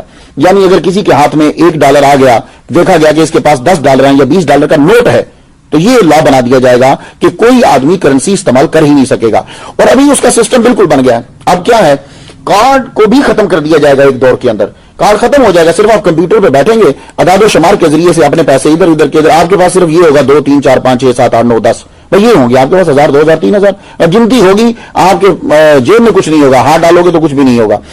تو میں آپ کو سمجھانا چاہ رہا ہوں حدیث مبارکہ اب آپ کی سمجھ میں آ جائے گی. وہ حدیث مبارکہ کس طرح سمجھ میں آئے گی کہ یعنی جو دولت اس کے پیچھے پیچھے چل رہی ہے وہ یہ ہے کہ بینکوں پر کنٹرول جو ہے وہ ٹوٹلی طور پر ہو سکتا ہے کہ دجال کا جو ہے وہ, اس کے علاوہ کوئی سمجھ نہیں آتی. تو دنیا بھر کے اندر اب کیا ہو رہا ہے, یہی تو حال ہو رہا ہے. Central bank, bank of international settlement اور ورلڈ بینک, یہ کام کرنے کے مجاز نہیں ہوں گے. سارے پرائیویٹ بینک جو ہیں وہ ختم کر دیے جائیں گے. یہ ہو سکتا ہے اس کے دور کے اندر ایسا ہو کہ اس کو ختم کر دیا جائے. بینک آف انٹرنیشنل سیٹلمنٹ جو BIS جو ہے، اور ابھی آپ دیکھ رہے ہیں کہ جتنے پرائیویٹ چھوٹے چھوٹے جو بینک ہیں، یہ بڑے 10 بینکوں کے اندر جو عمر جو رہے ہیں، یہ بڑے 10 بینک جو ہیں، ان دنیا بھر میں بینکاری پر BIS اور IMF کا رہنمائی ہو جائے، یہ اسے کنٹرول کر لے گا. تو میں یہ صرف مثالیں اس لیے آپ کو دے رہا ہوں کہ یہ چیزیں آپ لوگوں کو پتا ہیں. تو پھر کیا ہوگا کہ مستقبل کے اندر جو ہے وہ بہت مشکل ہو جائے گا ہم لوگوں کا دولت کے اوپر جو ہے وہ قبضہ کرنا. جس کے پاس بینک ہوگا اسی کے پاس ہی دولت ہوگی. تو اب اگر بینک ہی کسی آدمی کی طرف چلے جائیں تو پھر آپ مجھے بتا دیجئے کہ پھر کیا ہوتا ہے. اب آپ کو حضور صلی اللہ علیہ وآلہ وسلم کی حدیث سمجھنے میں آسانی ہو جائے گی. آئیے اب میں پھر حدیث پڑھتا ہوں. اتنی تشریح کے بعد اب حدیث کو سمجھنا آسان ہے. مسلم شریف میں کہ جب وہ کسی خشک زمین سے گزرے گا تو اسے کہے گا اپنے خزانے اگل دے، جس سے زمین کے خزانے اس کے پیچھے یوں ہوں گے جیسے شہد کی مکھیوں کا چھتا ہوتا ہے. اس طریقے سے اس کے پیچھے جو ہیں وہ خزانے چلیں گے. تو خواتین و حضرات، یہ جو چیزیں ہیں یہ ساری کی ساری ہمیں دماغ کے اندر رکھنی چاہیے. محمد صلی اللہ علیہ وآلہ وسلم کا کمال یہ ہے اور قرآن کا کمال یہ ہے کہ یہ جو الفاظ ہیں نا، نام ہے جو چیزوں کے، یہ ہر دور، ہر جگہ اور ہر زبان کے مطابق بدلتے رہتے ہیں. اب حضور صلی اللہ علیہ وآلہ وسلم اگر ایک اسپیشل کسی کا نام بتلا دیتے تو وہ چیز ظاہر ہوتی بہت عرصے کے بعد، تو پہلے والے اس کو کیسے سمجھتے؟ تو محمد صلی اللہ علیہ وآلہ وسلم ایسی ایک لائن بتا دیتے ہیں، ایسا ایک جملہ بتا دیتے ہیں کہ جس دور میں بھی کوئی انسان آئے وہ اس دور والا انسان اس بات کو جو ہے وہ آسانی سے سمجھ آئے. اس لیے ہمارے نبی صلی اللہ علیہ وآلہ وسلم کو پوری دنیا جو ہے وہ فصیح و بلیغ کہتی ہے. فصیح و بلیغ کا مطلب سمجھتے ہیں آپ کہ چھوٹے جملے کا استعمال اور بڑے معنی کا اظہار، اسے کہتے ہیں فصاحت و بلاغت، کہ آدمی تھوڑے الفاظ استعمال کرے اور بڑے معنی جو ہے وہ دنیا کو دے دے. ہمارے نبی صلی اللہ علیہ وآلہ وسلم ہم پر کتنے رحمت للعالمین ہیں. ایک ایک چیز ہمیں دجال کے بارے میں بتلا رہے ہیں. دجال ابھی آئے گا، لگ جائیں گے 150-200 سال تو ابھی ہے نا، ابھی تو لگیں گے. اتنی جلدی آپ پریشان مت ہوں، لیکن یہ کہ تیاری ضرور کریں، اپنے بچوں کو بتلائیں اور ان کو وہ دعائیں یاد کرائیں اور ہمارے ساتھ رہیں. انشاءاللہ مسجد غوث الاعظم سے آپ لوگوں تک تعلیم پہنچتی رہے گی. اجازت دیجیے، وآخر دعوانا الحمدللہ رب العالمین. آئیے اسلامک سیگمنٹ کی طرف آپ کو لے کے چلتے ہیں. یہ ہے اسلام اور ہماری زندگی، جس میں مولانا مجدد نعیمی صاحب. السلام علیکم. وعلیکم السلام کا شبہ. اعوذ باللہ السمیع العلیم من الشیطان الرجیم. بسم اللہ الرحمن الرحیم. تمام نبیوں کے سردار حضرت محمد صلی اللہ علیہ وآلہ وسلم اور تمام مذاہب کے سردار دین اسلام کے پیروکاروں، السلام علیکم ورحمۃ اللہ تعالیٰ وبرکاتہ. اس ٹاپک کو بہت بڑھا سکتا تھا، لیکن یہ بڑی خوشی ہوئی کہ اس ٹاپک کو نیٹ پر بھی اور ہمارے ریڈیو پر بھی بہت سے لوگوں نے بڑی دلچسپی سے جو ہے وہ سنا.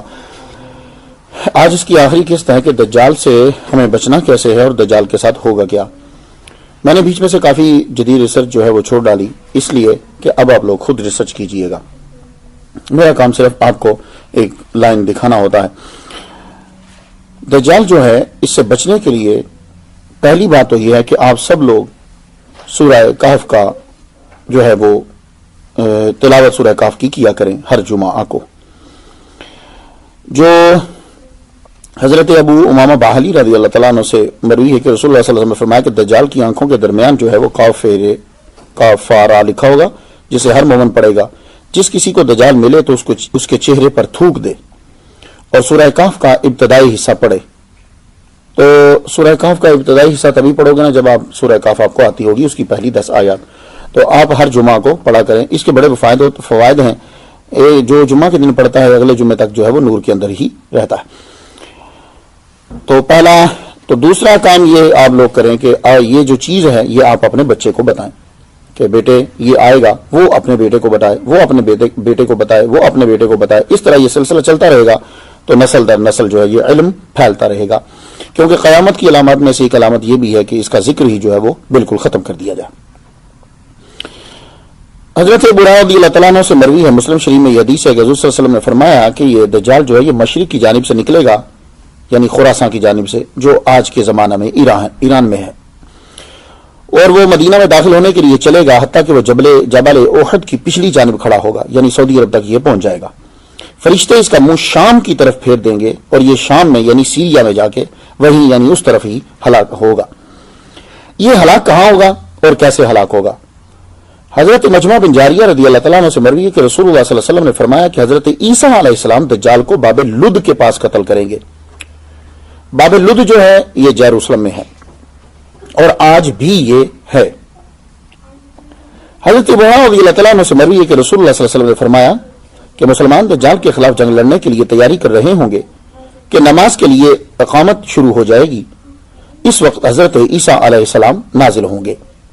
اور ایک روایت میں ہے کہ حضرت عیسیٰ علیہ السلام دمشق کی مشرق جانب میں سفید مینارے پر نازل ہوں گے اور نازل ہوتے وقت ان پر 2 رنگین جبے ہوں گے اور انہوں نے اپنے ہاتھ فرشتوں کے پروں پر رکھے ہوں گے اور ان کی صفت یہ ہوگی کہ اگر حضرت عیسیٰ علیہ السلام نے اپنا سر جھکایا تو ان کے سر سے پانی کے قطرے ٹپکیں گے, پھر اگر انہوں نے سر اٹھایا تو ان کے سر سے خوبصورت موتی گریں گے, اور کوئی کافر ایسا نہ ہوگا جو حضرت عیسیٰ علیہ السلام کی خوشبو سونگھ کر مر نہ جائے. اور حضرت عیسیٰ علیہ السلام کی خوشبو کی رفتار اس حد تک ہوگی جہاں تک ان کی نظر پڑے گی, یعنی خوشبو آپ کی بہت تیز سمل جو ہے آپ کی جائے گی, یعنی حضرت عیسیٰ علیہ السلام کی جہاں جہاں نظر پڑے گی وہاں کے کافر مرتے چلے جائیں گے.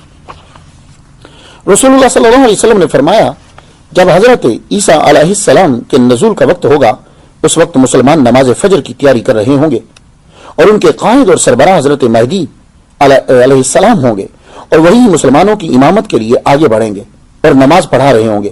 حضرت عیسیٰ علیہ السلام نازل ہو جائیں گے تو حضرت مہدی پیچھے نمازیوں کی صف میں شامل ہو جائیں گے.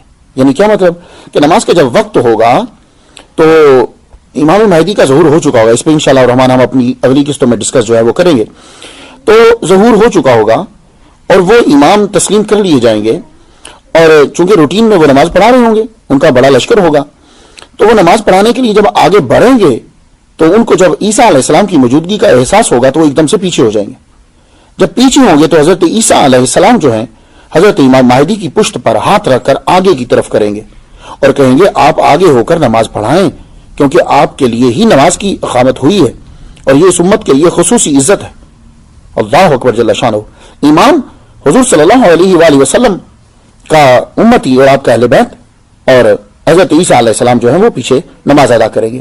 یہ پہلی دفعہ ہے. اس کے بعد پھر حضرت عیسیٰ علیہ السلام بھی نماز پڑھائیں گے.